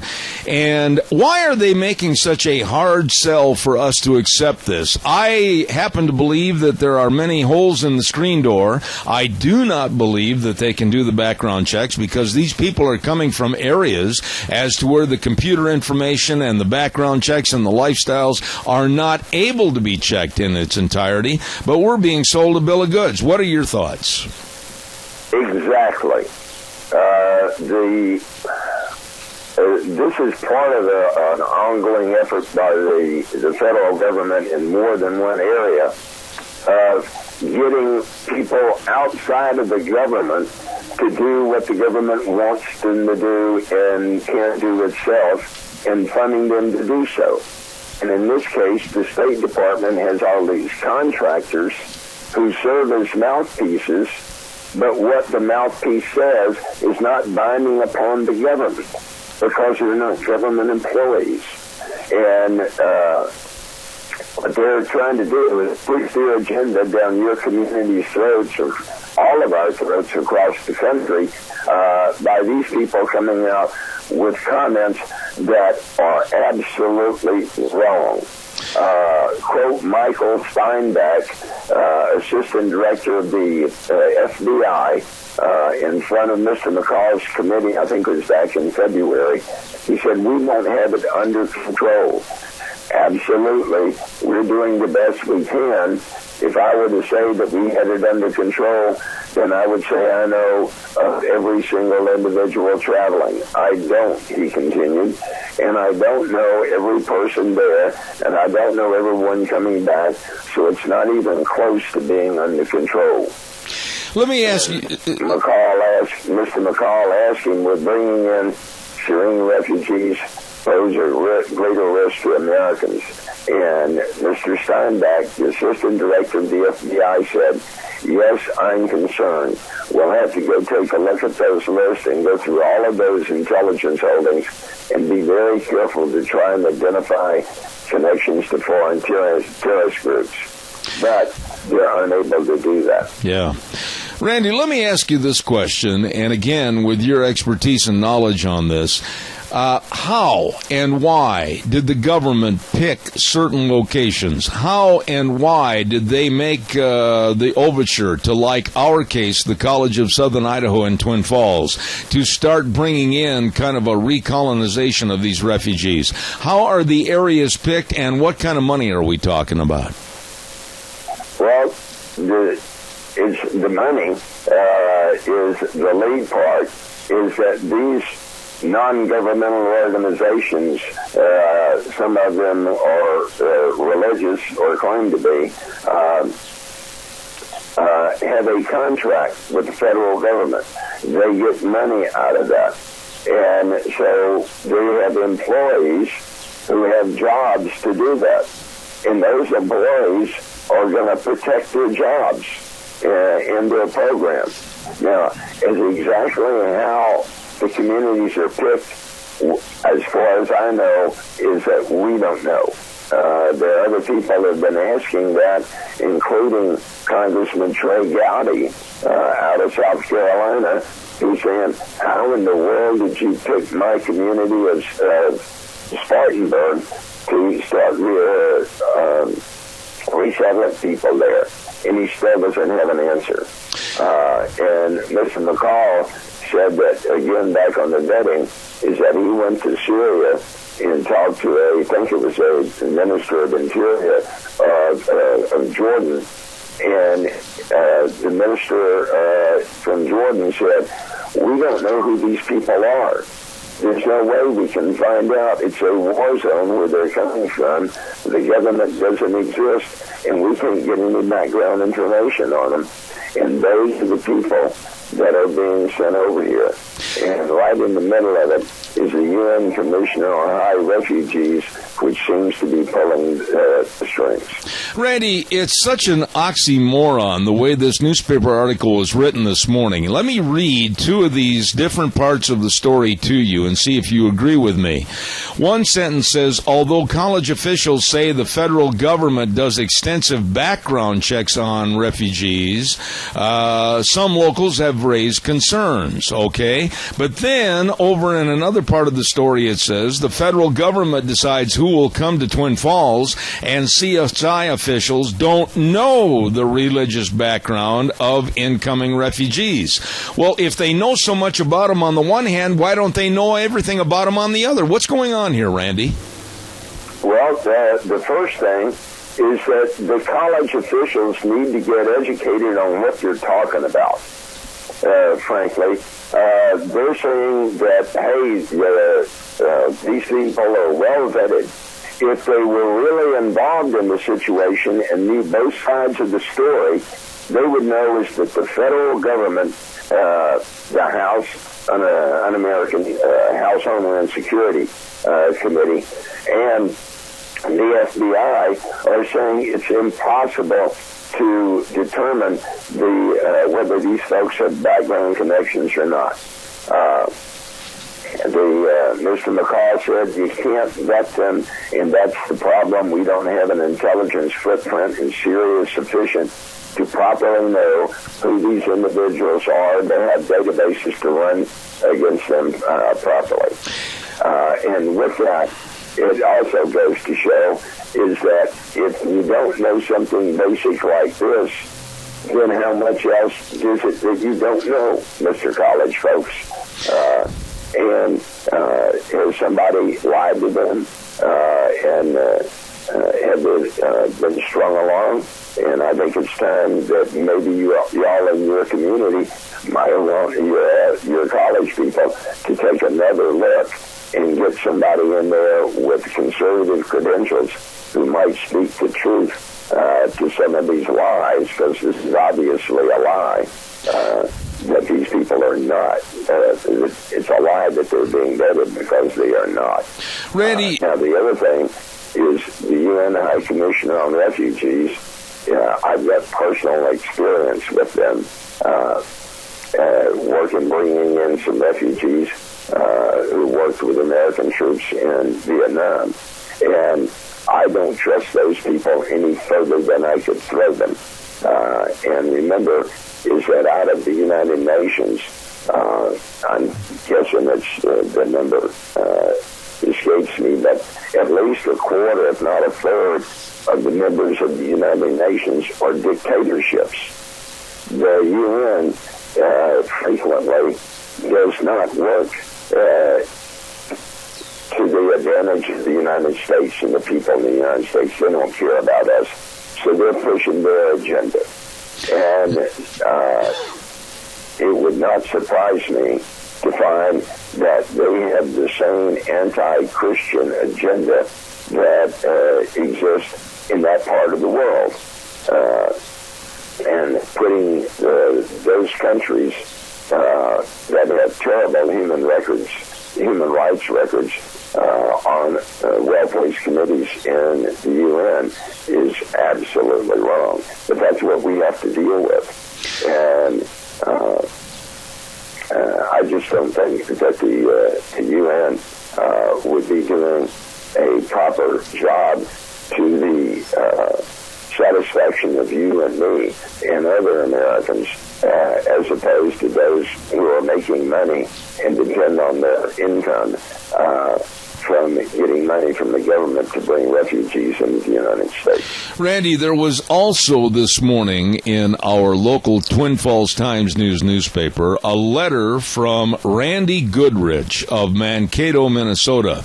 And I'm just going to read one little paragraph here as to what he said about some of the refugees coming into his area of Minnesota. He said, I can tell you to do your homework and ask many questions about who pays for all of this, because in Minnesota, we all pay for all of it. What would your response be to that as far as the money? A lot of people think this is all grant money and it's all from the government pie in the sky, but it does end up costing the local communities. If I had the money, I would buy a huge billboard, or many of them, put them all over your community. The people in your community, I suggest you look at the problems they have in the Minneapolis area, among others, which includes a number of immigrants and children of immigrants from Somalia in the United States trying to get to the Middle East to fight on the side of ISIS, the butchers. There's a real problem with those people and their loyalty to the United States and to the problems that go along with it, such as getting hired as a cashier and then refusing to check people out that have any pork products in or bacon and that kind of stuff. And the demands on the community to accommodate them. And it costs money because you bring these kids in. What's the cost to your schools? To bring in, hire additional people to be able to teach them English? How many people that speak their language are available in your community, and what's it going to cost, and all the other things that go along with it. Additionally, the refugee resettlement people in some areas have a history of getting them in, getting them settled, and then that's it, and dropping them and not following through to find out if these people become long-term burdens on the community as far as welfare and the myriad of other assistance programs that we've got out there. Mm-hmm. So the question is, if this was bringing in an exotic species to be released into the community, or if it was something about the Endangered Species Act, the federal government would be required to do a detailed study and document it with science, not BS, that what is the impact on the human environment by this federal action? Right. What's it cost in additional policing? What about the affordable housing supply? In many places, including Austin, that's a real challenge. So then all of a sudden you start bringing in more people who are poor, have no money, and then they start soaking up the available affordable housing. What's that do to Americans that are looking for a cheaper place to live? That's right. What's that do for Americans that need a job and are trying to get a job, and then all of a sudden you get these people being brought in to load into the community? Mm-hmm. And if they aren't getting jobs, then guess what? You were supporting them with taxpayer money. So it's a real question that should be looked at in the open with facts that can be verified. When you look across the United States right now, Randy, and the different areas where they're trying to have these recolonization and different diversities of cultures coming in and forced down the throats of the local community by the federal government, is there an opt-out clause? Is there a ceiling number? I mean, can communities finally wake up and say, wait a minute, we've had enough, we want out of this program, or once you're in forever? What's the deal there? I haven't found an answer to that. But the near-term answer is contact your elected officials, especially your U.S. representatives and your U.S. senators, and tell them is that, wait a minute, we want local control over the changes that the federal government is imposing on our community. We can't afford this kind of stuff and keep up the fire and keep up the campaign that, wait a minute, is that dollars and cents and impact on the Americans that live here in our community. We need to take care of our own first. And we've got a history, I know, in your community of supporting immigrants, and that's very nice. But can you afford to bring in that many Syrian refugees, especially as we're trying to crawl out from underneath Obama's recession? Some of the things that I've read about these refugee programs around the United States have led me to pause and think it's kind of a heavy-handed way of maybe helping and aiding and abetting the enemy and creating turmoil from within. Do you think I'm wrong for having those thoughts? Absolutely not. Look at World War II, the term fifth columnists. These people, ISIS has stated that they want to use the refugee program to get people into the United States. And then it's not that necessarily that one guy is a threat, but if that guy goes to the local mosque and begins to get people to be radicalized, and then we end up with lone wolf, we end up with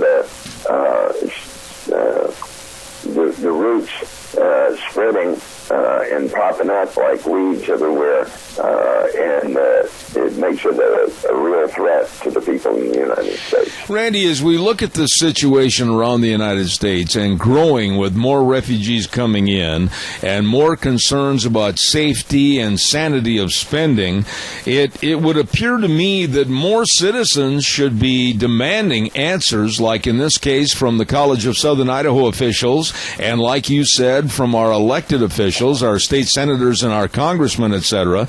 But nobody seems to really want to do anything. Nobody seems to really care.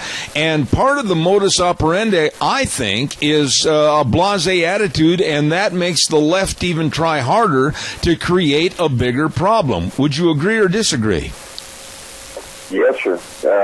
The more that they can get us to not pay attention to what's going on, the more that they win.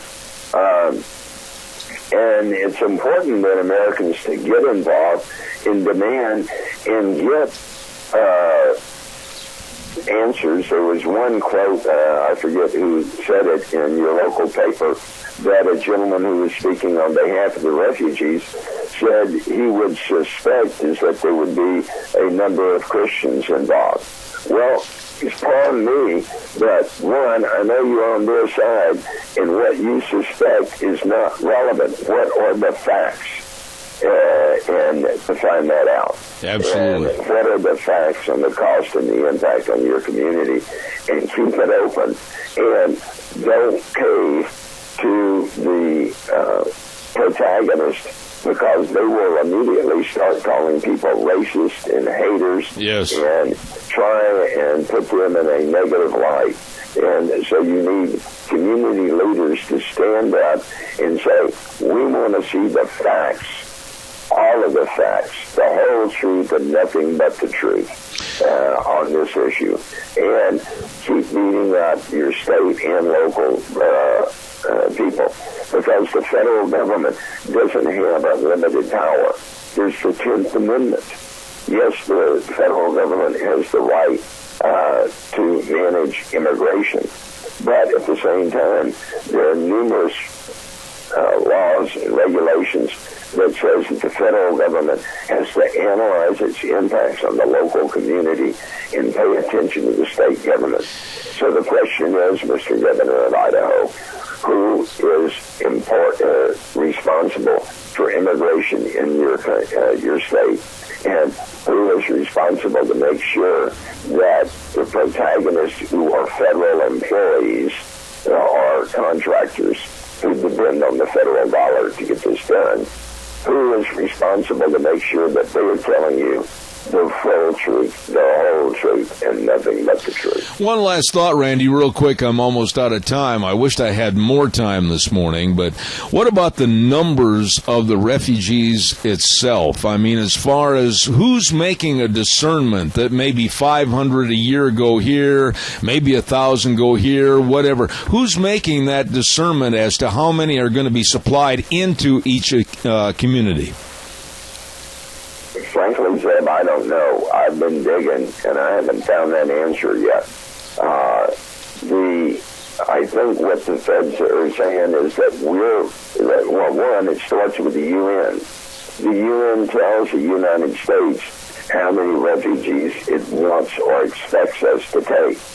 Then those contractors go out and are working and sending reports back to the feds. And I don't think that's open information right now as to how it's been determined. Mr. Gowdy sent a letter dated April the 13th to John Kerry, the Secretary of State, his second letter, saying, how did this happen? Who picked out my community? Who reviewed the state government and approved the resettlement agency's proposal? And were these people, never mind, we'll just drop it at that. The question is, we don't know. It's not open. And we need to get that information. And I suggest y'all work not only on your own people, but maybe call and offer support to Representative Gowdy to continue to push, because you're not getting that information in your community. Absolutely. Randy, God bless you, and you know I mean that. You're a dear friend. We'll take one quick phone call. Caller, make it very short. I've only got 1 minute left. Fast. Go ahead. From what I can see, it looks like what they're doing all around the country is they're taking these refugees and they're putting them in among the most conservative places in the country, and that's to upset those areas of and change those communities. Very well stated. Randy, respond to that real quick, if you would, please, on the air, quickly. Sounds like a good concept, because one of the continuing deal is to push is that diversity is the king, and that anybody who stands in the way of diversity as defined by the liberals must be a hater. To try and go in and break communities that way is quite plausible. Randy Givens, God bless you, man. I'll be in touch, and I'll share more information as we have it from up here. Thank you so much, and the very best to you, my dear friend. Have a good day. Thanks, Ed. Thank you, sir. Randy Givens out of Austin, Texas, and he is the man that has the information on this refugee problem, and it is a problem, and I still and always will, until proven differently, take issue with the College of Southern Idaho and the way they're handling this refugee system and approach right here in the Magic Valley. We'll tell you more about that a little later. Hey, right now, I'd like to mention, too, quickly, Ramsey Heating and Electric, along with Lennox, offering rebates on qualified Lennox home comfort systems. Whether it's a gas furnace, an air conditioner, or a heat pump, you and your family will enjoy the comfort. Call them at Ramsey Heating and Electric, 678-0459. They can save you money with Ramsey and Lennox, creating warm winters and cool summers. Hey, we've got to get the weather forecast in here, and I know that old Wheels is wondering, what are you doing over there? You're running late. I know I am. Duck Ugly at 163 West Highway 30 in Burley. Oh, my goodness. Great, great food. Delicious meals and entertainment at Duck Ugly's. Oh, my goodness. Friday and Saturday nights, don't forget delicious smoked ribs along with all the menu items. Those ribs are fantabulous. I guarantee it. Along with breakfast Monday through Friday. Breakfast burritos. Oh, my goodness. It's delicious all the time, anytime at Duck Ugly's. 163 West Highway 30 in Burley. And right now here is Michael Rogers weather. Hey, hello, everyone. Michael Rogers is over the ranch. Get some water today. It's going to be hot. 94 for the high. That's your weather story. I mean, I could get into tomorrow and all that, and you would like to hear that. But your weather story for today is sunny and hot. 94 for the high. Clear tonight. It's going to cool off, but it's going to be a hot one today. Then the rain kicks in tomorrow. Heavy rain tomorrow. And that'll continue right through Thursday, tapering off Thursday night. Friday looks pretty good. But for today, whoa, you got a scorcher. 94 for the high. And the reason why I feel so humid, because you got moisture from that hurricane that's zipping its way up the Baja Peninsula. Even though it won't come nowhere near you, you're going to feel that juice. And you got a storm coming right across the Pacific. So you're getting set up for a wet day. But for today, sunny and hot. Enjoy the weather. It's the only weather you got. Thank you, Michael. Brought to you this hour by Duck Ugly, 163 West Highway 30 in Burley. Great meals and super entertainment at Duck Ugly's. You stop in and see those good folks today. Coming up next hour, we have a repeat of our dear friend Dr. History. Going to be a good show starting at about 10:06, and then at 10:30, we're going to have Charlie Drevna, the president of the American Fuel and Petroleum Manufacturers, and he's going to tell us about how serious it is that the government wants to keep creeping in more ethanol into our fuel additives, and it's going to be detrimental to our engines. We'll talk about that in just a few minutes. So stay tuned. Zeb at the Ranch, we'll turn it over to Wheels right now. And CBS News, I'll be back in about 6 minutes. Oh, welcome back. Hour number 3. Zeb at the Ranch, and brought to you by our major sponsor, your Magic Valley Les Schwab Tire Centers, and all of their great locations. Along with some of our other great advertisers, Western Waste Services, always at your disposal, locally owned and operated. Call them. Get on the route service, 734-6969. And our thank yous to Valleywide Home and Ranch, 910 South Oneida in Rupert. Everything for the farm, the home, and the ranch at Valleywide Home and Ranch. Right now, let's take a look and see what the special is going to be at the Chadwick Sports Grill, 139 West Main in Burley. Cilantro lime chicken pasta. Woo-hoo! That sounds really good. Served with garlic toast and super salad today. Cilantro lime chicken pasta at the Chadwick Sports Grill, 139 West Main in Burley. Always great menu choices, great special, super people at the Chadwick in Burley. You stop in for lunch today. It is time for Dr. History, and brought to you by Minnecasia Sales at 1321 East Main Street in Burley, right across from the airport. Of course, Zach and the whole crew over there with all your spring remodeling needs, all your lumber packages, all your windows from Western Windows, your shingles, everything, including carpet, and also for the farm and the ranch, they've got all the Tartar Farm and ranch equipment with the panels, etc. Everything right there at Minnecasia Sales, 1321 East Main Street in Burley. And now, here's Dr. History. Right now, here he is. After a big, long weekend, he's probably got his eyes taped open, and he's not allowed to blink because he'll fall asleep. Mr. and Dr. History. Good morning, Zev. How you doing this morning? Not bad. You know, you get used to having some time off, and then you kind of get the feeling like, gee, wouldn't that be nice to be retired? Kind of starts looking that way, doesn't it? No, sometimes, but you know something? I love to work. I do.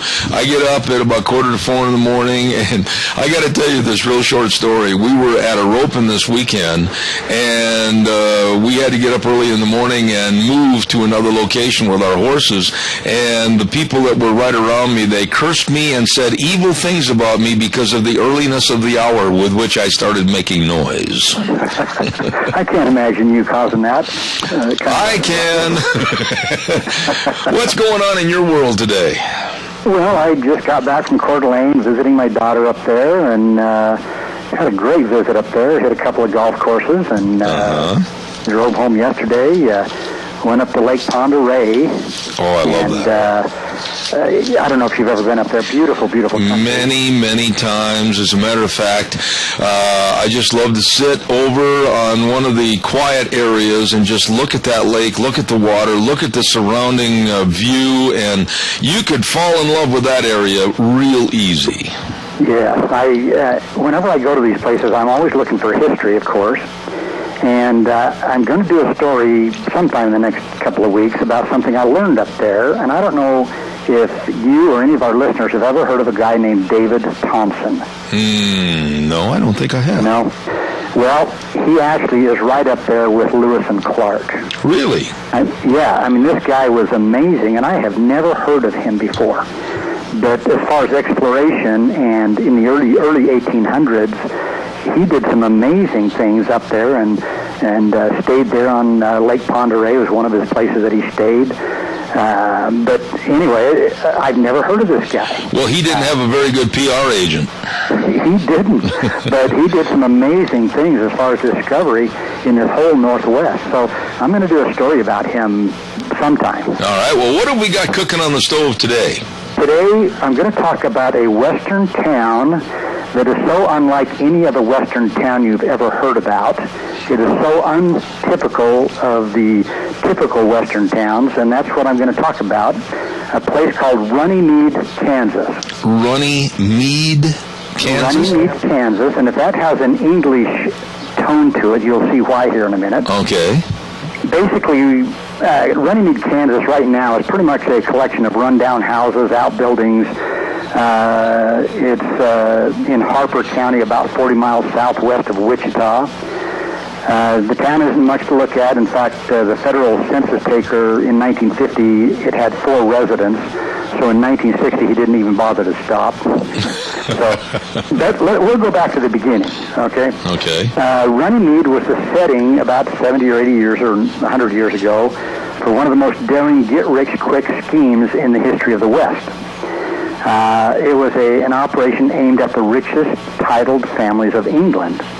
Now, what's more remarkable is that this scheme actually worked. Now, Old Runnymede, which stood a couple of miles away from actually the present settlement in the middle of a wheat field right now, wasn't much for size. At the most, it probably had 200 people at its peak, and it didn't last long, not more than 4 years at the most. But while it lasted, Old Runnymede was probably the drinkingest college in the history of higher education. Really? Yeah. Now, wait a minute. Let's define this a little bit. The drinkingest college. Yes. You're talking about adult beverages. Yes. Where was that on my list of options besides the University of Wisconsin? I don't know. I had never heard of this. And college might seem a bit strange of a word to use to describe this frontier settlement in Kansas in the 1800s. But a college it was, and it was attended by the sons of England's titled families, the gentry, the uppity-ups, Yeah, the fox hunters.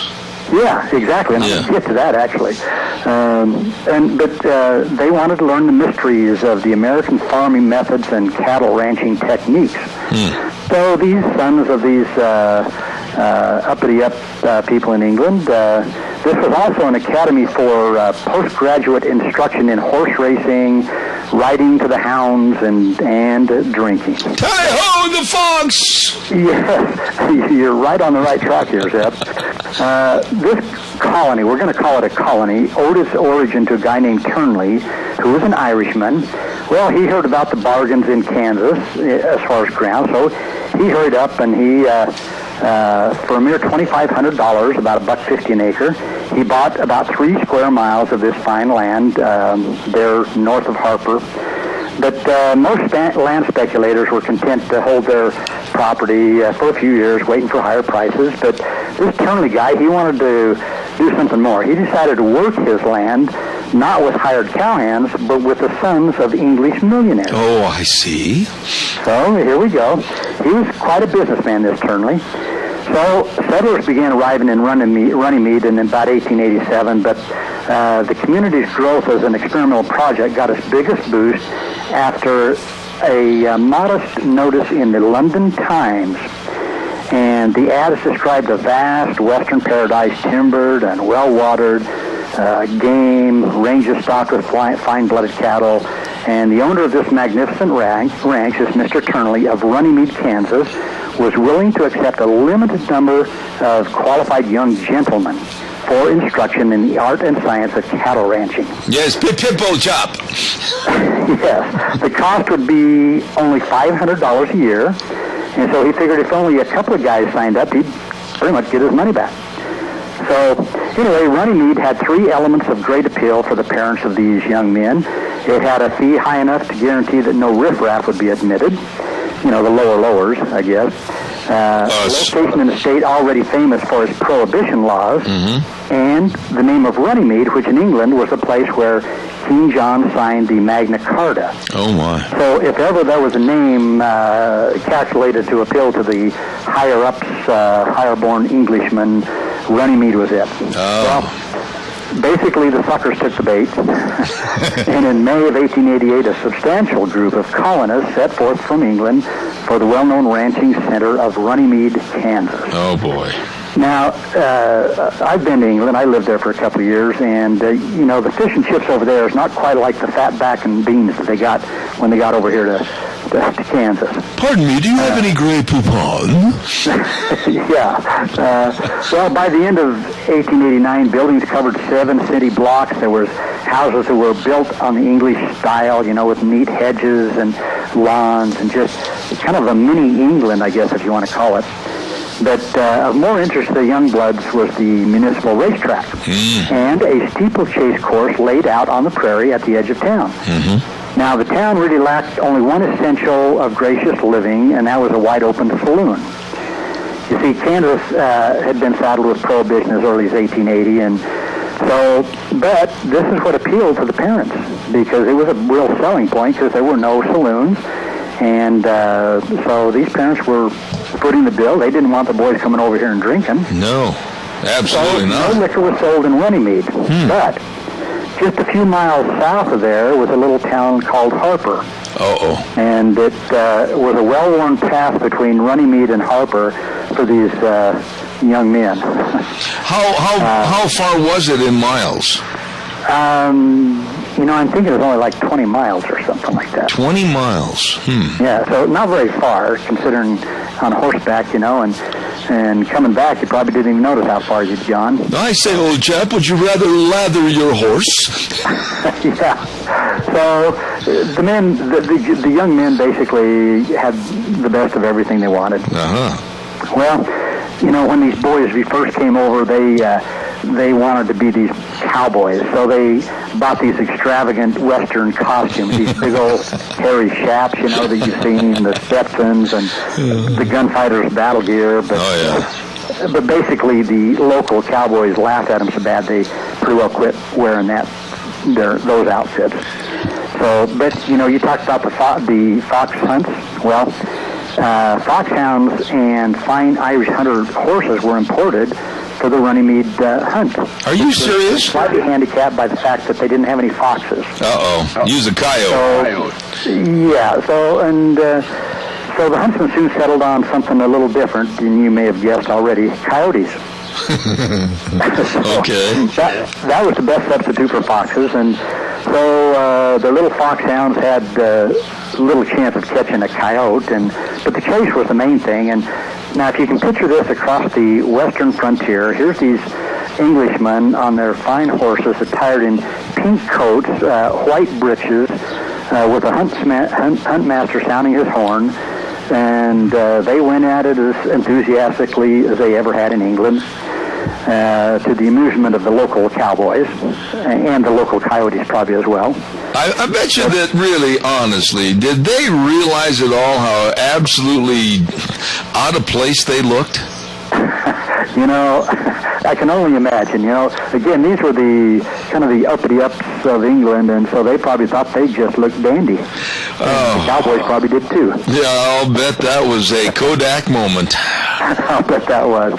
Well, you know, the kind of a neat thing about this is these English horses, you know, they attracted kind of the admiration of the cowboys in the area, and the ranchers and their men admitted that these thoroughbreds were pretty nice-looking animals, but they refused to believe that they could match the tough little Western horses for performance. But, you know, the little cow horses and their riders didn't have a chance against the big thoroughbreds and their elegant gentleman jockeys. Oh, yes. Yeah. Elegant, so, yes. The Englishmen, they rode well, though in a manner that struck the cowboys as I'm going to quote here, as rather prissy. There's another word that comes to mind, but I'm on my own radio program, so we won't use that. Okay. Yeah, I mean, can you imagine these cowboys watching these guys? I can just imagine the terminology that was used. Oh, yeah, but we don't want to comment on that. No. So, anyway, despite all this joking, actually the Runnymede colonists genuinely enjoyed the company of these uninhibited cowboys. And they had a lot of fun going back and forth. And, you know, when winners of a horse race would win, they'd treat everybody to drinks down at Harper. And in fact, one colonist guy, he inherited an income of about 5,000 pounds a year, which back then would have been about $12,000 a year. And so he imported an entire freight carload of whiskey from Chicago, and drinks were welcome to everybody. In Harper. Yeah. So, but the colony's biggest problem, however, soon became boredom. I mean, the Englishmen were trying to anything for a little fun and activity. So there's a guy named Paddy Shea, and he was regarded as the best bare-knuckle heavyweight champ of Kansas. I've heard about this guy. Have you? Yeah. Okay, well, he was brought down from Wichita for a match against one of the colonists who had been an amateur boxer in England. Mm-hmm. So now I picture this. Here's this champion against this Englishman.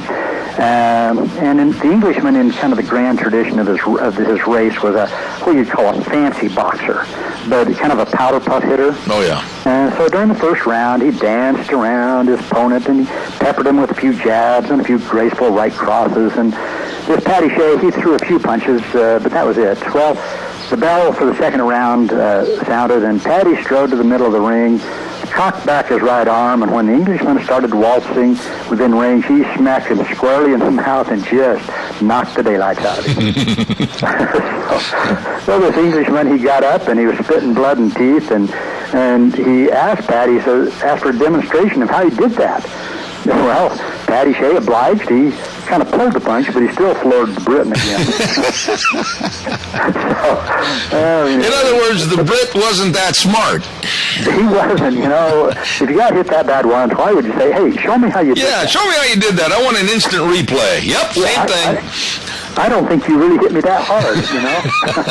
Just spitting blood and teeth, you know.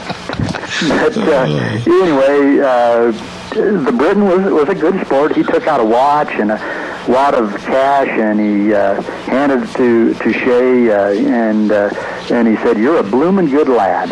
You're a bloomin' good lad. I tell you. And that was probably putting it nice. I love the colorful speech that they had. You're a bloomin' good lad. You knocked every one of my teeth out.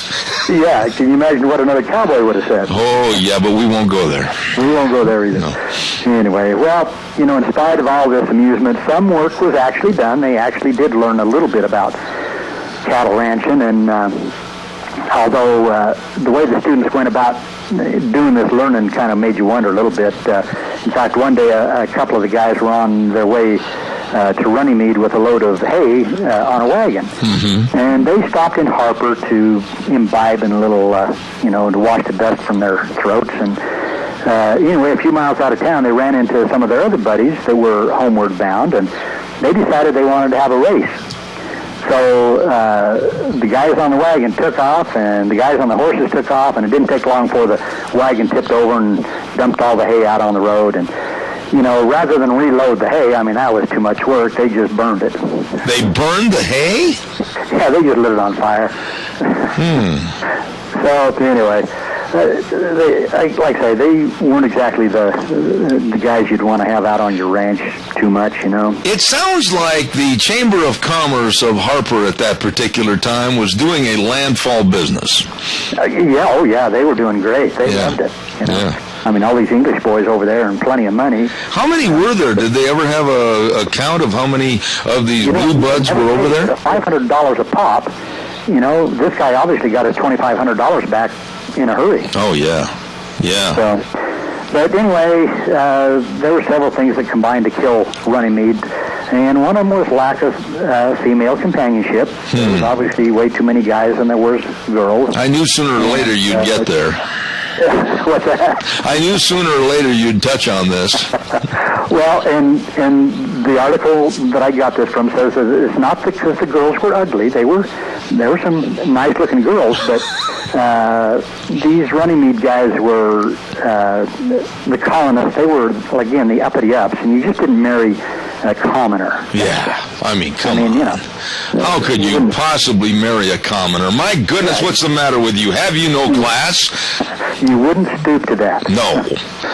So, but anyway, the Englishmen, they were pretty much getting bored with their life in the Wild West. It really wasn't any longer wild, and so anyway, British investment in ranches was falling off. Most of the colonists realized they would never become ranchers anyway.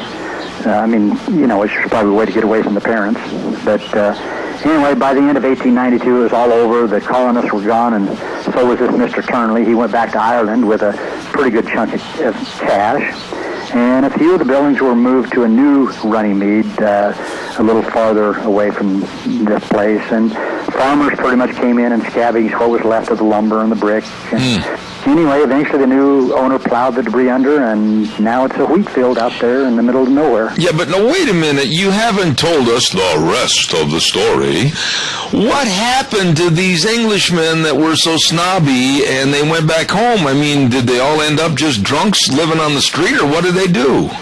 Well, these keep in mind, these guys were just looking for adventure, okay? So they really, you know, making money really wasn't an object. Yeah. So what they did is some of them went away to the gold strikes in South Africa. Some went over to Colorado and Canada, and, you know, they just went wherever there was some excitement. Yeah. I mean, like I say, money was not an object, so they could go anywhere, and they could just tell the parents, yeah, I'm going to South Africa to look for gold, and the parents just footed the bill. I guess they did that till they got tired and went home and married some royalty and lived forever on their estate. Yeah, but you did say on previous programs that many, many wealthy individuals from England did get in the cattle business, and one in particular, and I can't think of his name right now, was a huge land baron around the Cheyenne area, Cheyenne, Wyoming, and had one of the... King? That wasn't King. No, King was in Texas. But the land baron I'm thinking about was part of the Lincoln County Wars. Not the Lincoln County, but the one that Tom Horn was involved in Wyoming. And one of the landowners was a very wealthy Englishman that had come over here. You know, that all sounds familiar, and I can't think of the name. I can't either. But there was also, over in the Owyhee area, and I think he was British too, but one of the largest cattle ranches in the world at one time was over in that Owyhee area. Yeah. And I can't remember his name either, but... So you're saying the perpetration of the idea that the Brits were a little snobby is true, right? If you've ever been over there, and I lived there for a couple of years, and a lot of really great people, really good people, but, you know, the people that are a little more commoners, they assume that all Americans are rich, loud, and snobby. They think we're rich. So they got us pegged right to a T, huh? They do. And I've got to admit, there are some Americans that are a little loud and obnoxious. Well, to the Brits that I have met, and the ones that think they're just a cut above the rest of us, all I can say is don't go outside during a rainstorm with your nose turned up because you'll drown. Yeah. Well, see, we speak English, but they speak Queen's English. Oh, yes. Yes. Unless you're a Cockney, you know, and live in London. Unless I'm a what? You know, yeah. Oh. I mean, the Cockneys, you have a hard time understanding those guys. I see. Well, you did it again, Dr. History. First of all, you made us all hate the British. I'm kidding. I'm kidding. Tally-ho, the fox, Dr. History, is on the ride again. In this case, tally-ho, the coyote. Oh, yeah. Or, you know how the Cowboys announced the fox on, didn't you? Well, I can't say that on the air. Never mind. I'll have to talk to you about that at another time. Okay. Give me a maple bar and I'll tell you. I'm looking for them. Okay. What are we going to talk about next week? Well, if I can get some information together about this David Thompson and his exploration of the Northwest, I'd like to talk a little bit about that and Lake Pend Oreille, where he actually had a place where he stayed and settled in there. I think it's called Salish or something like that. I'll have to look it up. All right, well, you did it again. Outstanding story about the Brits, and now I can see that this afternoon at 3 o'clock they're going to sever relationships with the United States. Have a good day, Doc. It's kind of a good story. I mean, it was always fun with you. Kansas. I mean, it's not quite like Dodge City or something. But. Well, yeah, and they helped the town of Harper stay very, very, very wet. Very wealthy. Yeah, God bless you. Have a good day. You have a good day. Thank you. Bye. Dr. History, and that is the man right there. He is absolutely the best. Dr. Ken Turner, we appreciate him. All right, thank you very much. And right now, again, reminding you, Mini-Cassia Sales at 1321 East Main Street in Burley, right across from the airport, sponsoring Dr. History. Don't forget, for all your remodeling, all your windows with the Western Windows, and, of course, farmers and ranchers, all the Tartar Farm and Ranch equipment right there at Mini-Cassia Sales in Burley. Call them at 878-2091. We'll be back in just a couple of minutes right after this break at the bottom of the hour.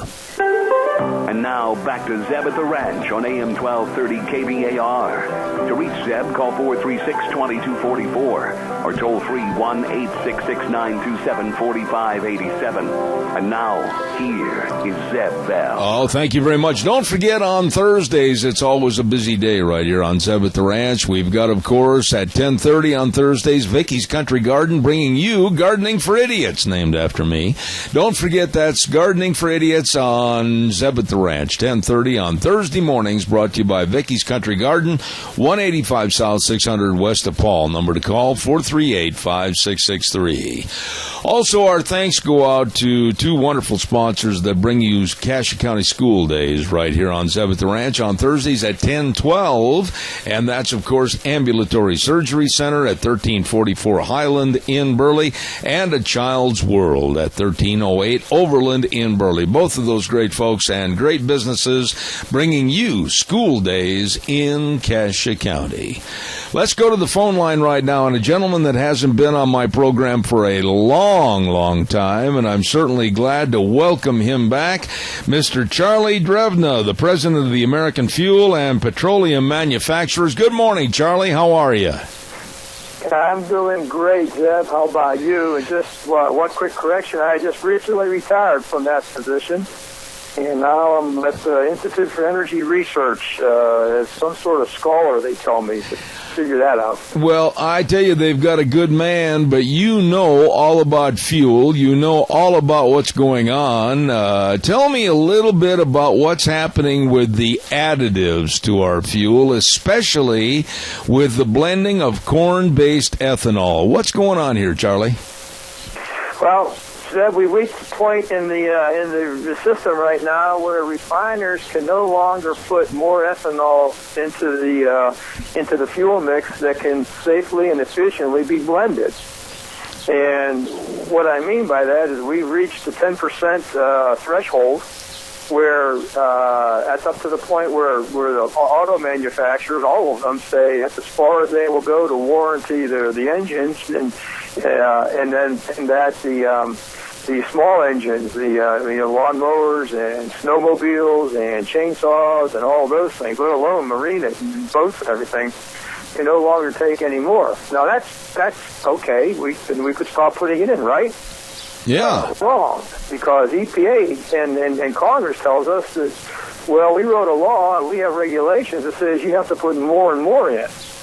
So, how are we going to, the position that refiners take is we're not going to put our customers in any application that puts them in harm's way or may, damage their vehicles or their other engines. So we have a problem. And the problem is that Congress created a law that is totally infeasible, unnecessary, impractical, and especially given where we have our own bounty of oil and natural gas here in the country now, it's just an anachronism, and it's time for Congress to repeal that law. Well, let me ask you this, Charlie, and this might seem like a naive question, and I'm uneducated on this, as I will more than readily admit, but how did this law ever come into fruition and being in the first place? If anybody had the common sense that God gave a goat, they could have seen that the more additions of ethanol were going to cause problems. Well, they calculated, this was back in 2007, Jeb, when they calculated that, that gasoline demand was increasing every year back then. And so we had the wizardry of Congress saying, well, you put a point on a graph in one spot and another point on a graph in another spot, and then you just draw that line out forever, because that means forever gasoline demand is going to increase. But a couple funny little things happened on the way to that huge increase in gasoline demand. In 2008, the price of oil went to $140-some a barrel, and people changed their driving habits. Lo and behold, people say, no, we're not going to spend that much for gasoline. And then, so the demand plummeted. 2009, we had the recession. Demand plummeted even further.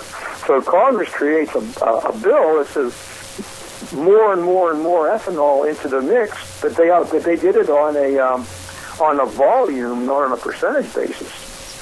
And then the other thing was, well, back then everybody said we're running out of oil. We are being held hostage by having more and more reliance on imported oil, and we have to get off of that. So the idea was we're going to put food in our fuel tank to get off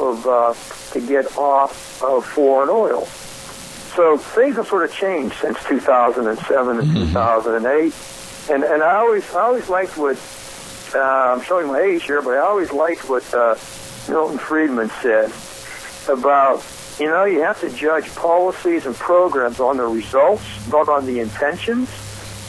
And if you judge this program on its results, it's an abysmal disaster and should be repealed. Mm-hmm. So what are the chances that this will be repealed? Because as I'm sitting here listening to you, I can't even fathom the amount of lawsuits, consumer lawsuits, lack of warranties, and basically burned up equipment. I mean, the list goes on and on, Charlie. This could be devastating. Well, that's exactly right, and that's why we've told, I don't know how many times, Zeb, I've testified in front of the aforementioned Congress that, they talked about giving limited liability, and I said, that's all well and good, but who's going to give limited liability to the consumer? Yeah. And I said to my friends in the ethanol industry, if you think that this stuff is above 10% is okay, then you guys take the liability. Oh no, we don't need to do that. So it's the intent was to get off of foreign oil. We can do that now. Zeb, we can make OPEC, NOPEC with our own oil and natural gas here in the United States and in Canada. We have the ability to be energy independent and energy secure. Again, North American. And we don't need to put food in our fuel tanks, and we don't need to try to come up with a second, third generation kind of ethanol that's not made from food stocks, because it's just uneconomic, and it's been proven for the past 8 years. So let's get back to doing things. I understand that Congress they create and they amend laws. But they've got to stop trying to amend the laws of chemistry and thermodynamics and economics. Charlie, when you look at this overall picture and the consumer, it all comes back on the consumer. It all falls on his shoulders. The paying, the loss of a product, the burning up of a product, the having to repurchase another product, no warranties, it all comes back on the consumer. But however, what about their senators? What about their congressmen? Are they that dim bulb that they can't understand the problem for their constituents? Well, one of the things that's always frustrated me on this issue, it's never been a partisan issue, Zeb. It hasn't been Democrat v. Republican. It's been mostly farm state senators and congressmen against the rest of the country.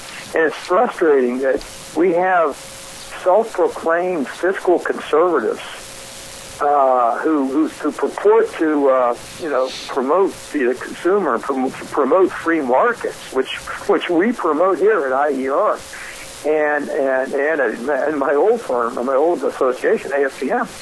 But when it comes to ethanol, these so-called fiscal conservatives just become, I call them cafeteria conservatives. They pick and choose what principles and what conservative values they want to espouse, and it's frustrating. What would you have my audience do? I mean, what should we be aware of? What should we be doing? How should we contact our senators and our congressmen over this issue? I mean, what would you have us do? I would have every one of your listening audience contact their specific, or the Senate, and the two senators in their specific states, and their congressmen in their district, and say, we've had about as much fun as we can have with the RFS. It's time to repeal it. You can't fix it because it's broken, and to try to tinker around the edges to make it work better is just not going to work. This thing needs to be repealed. The free energy markets will take hold, and and at the end of the day, the consumer will be the one who will benefit most. Let the consumer decide how much ethanol they want in their gas tank.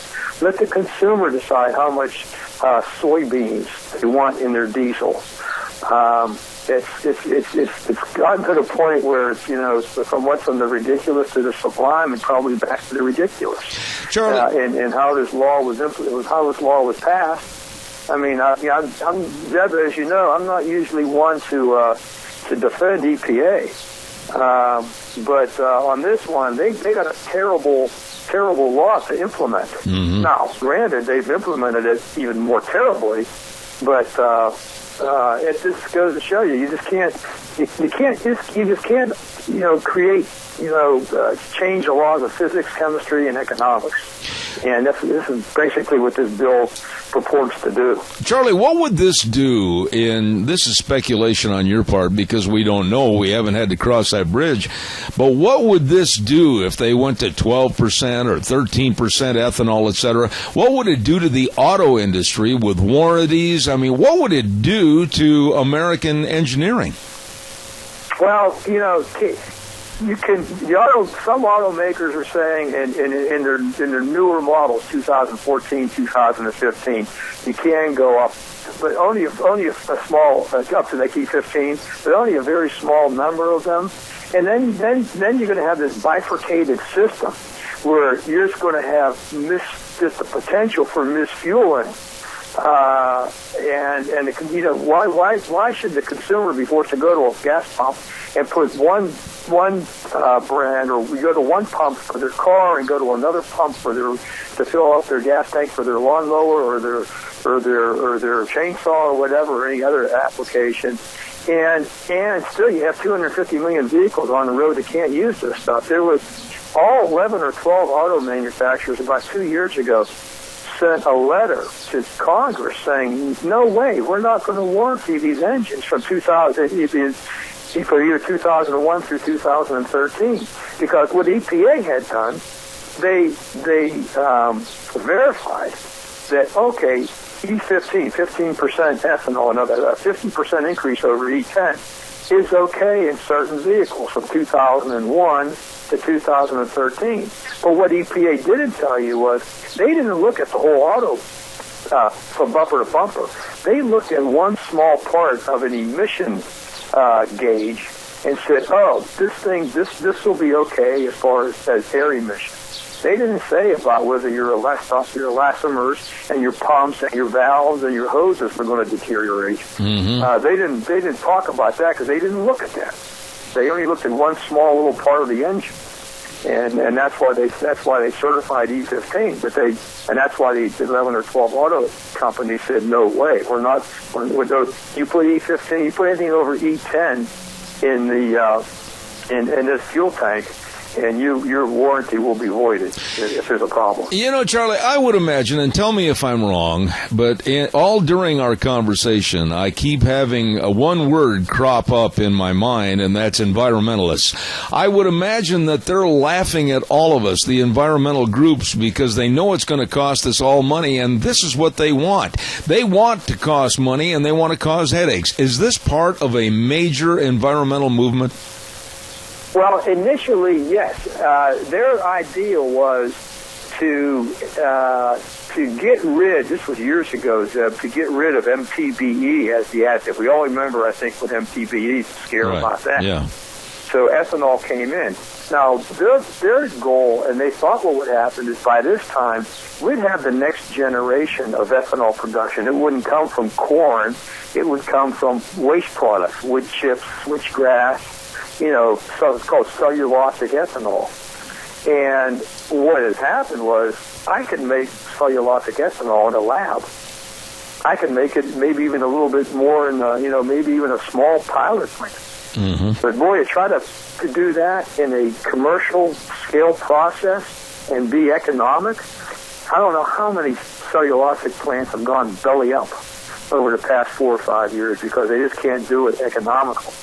And that was the intent. The intent was to get rid of corn ethanol and have it substituted for something that the next generation. And that's what EPA always tries to do, is force technology. Well, you can't, like I said, you just can't amend a lot of the chemistry.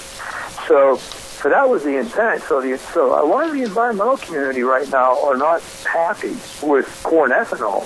But they don't want to disband the program because they think this other stuff that I just mentioned is right around the corner. Again, Zeb, I don't know how many times I testified. I'm sitting next to somebody on the same panel saying, this stuff is right around the corner. It's right around the corner. Well, I've been hearing this for 8-9 years now. That's a pretty doggone wide corner. Charlie, I'm glad to have you on the program, and I'm glad you're with the Institute of Energy Research as a senior fellow. God's blessings to you, and you got to promise to come back and visit with us again. You're one of my favorite people. Thanks much. All right, Jeff. It's a deal. All right, sir. Thank you very much. Charlie Drevna with the Institute of Energy Research, and he tells it like it is about fuel and the problem we've got with possibly more ethanol being added to our gasoline. Oh, no. Hey, we've got to get the weather forecast on, and the weather is brought to you this hour by Scarro's Meats. They sell taste one bite at a time. They're located at 331 North Road, Jerome, and the number to call, 324-7657. And they've got that tax return meat package. You know what that is, of course. Beef and pork and chicken and cheese. Oh, my goodness. Rump roast, New York steaks, bacon, pork chops, chicken, cheese. It's delicious. All you have to do is call and find out more at Scarro's Meats, 324-7657 in Jerome. And right now, here is Michael Rogers' weather. Hey, hello, everyone. Michael Rogers, Ever the Ranch. Get some water today. It's going to be hot. 94 for the high. That's your weather story. I mean, I could get into tomorrow and all that, and you would like to hear that. But your weather story for today is sunny and hot. 94 for the high. Clear tonight. It's going to cool off, but it's going to be a hot one today. Then the rain kicks in tomorrow. Heavy rain tomorrow. And that'll continue right through Thursday, tapering off Thursday night. Friday looks pretty good. But for today, whoa, you got a scorcher. 94 for the high. And the reason why I feel so humid, because you got moisture from that hurricane that's zipping its way up the Baja Peninsula. Even though it won't come nowhere near you, you're going to feel that juice. And you got a storm coming right across the Pacific. So you're getting set up for a wet day. But for today, sunny and hot. Enjoy the weather. It's the only weather you got. All right, Michael. Thank you very much. I tell you what, Don Scarrow and the rest of the crew at Scarro's Meats, always with delicious products. You better believe it. They sell taste one bite at a time at 331 North Road, Jerome, 324-7657, Scarro's Meats. I'm going to give away some ice cream bars at Smith's Food at 937 East Main in Burley. And here's what we do at Smith's. And if you're the winner, you go in the front door at Smith's and ask for Margaret. Identify yourself. We'll have your name over there as being the winner. And here is the question for this hour for our June Dairy Month. Name 2 cheeses. Name 2 cheeses that represent countries. Okay? Name 2 brands of cheese that represent countries. And give me a call at 436-2244, 1-866-927-4587. We've got a caller already. Good morning. You're on the air. Hello. Yes, good morning. American and Swiss. Who is this? This is Jeff. Jeff who? Daly. Jeff Daly or Bailey? Daly with a D. With a D. Jeff Daly, you get into Smith's Food King and identify yourself to Margaret, and you have won some ice cream bars for June Dairy Month. That's right, American and Swiss. You are really fast on the trigger, my friend. You won. Congratulations. All right, thank you. All right, God bless. That's right, Jeff Daly, and we'll get that name over to Margaret at Smith's Food King. Holy smokes, I hardly got the question out of my mouth, and old Jeff had the answer.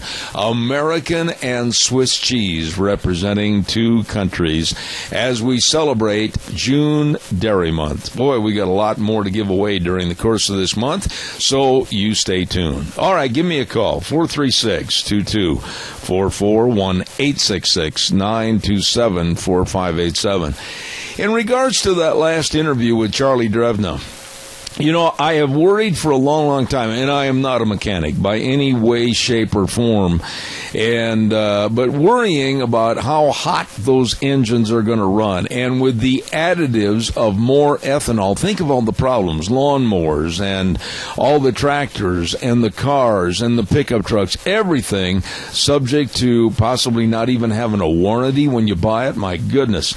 And I know Congress trying to get this thing repealed, which I hope they do. Calls welcome, 436-2244, 1-866-927-4587. Excuse me. While I have just a moment, I want to remind you again that yesterday we had Dennis on with Let's Ride, and they're going to be sponsoring an off-road poker run.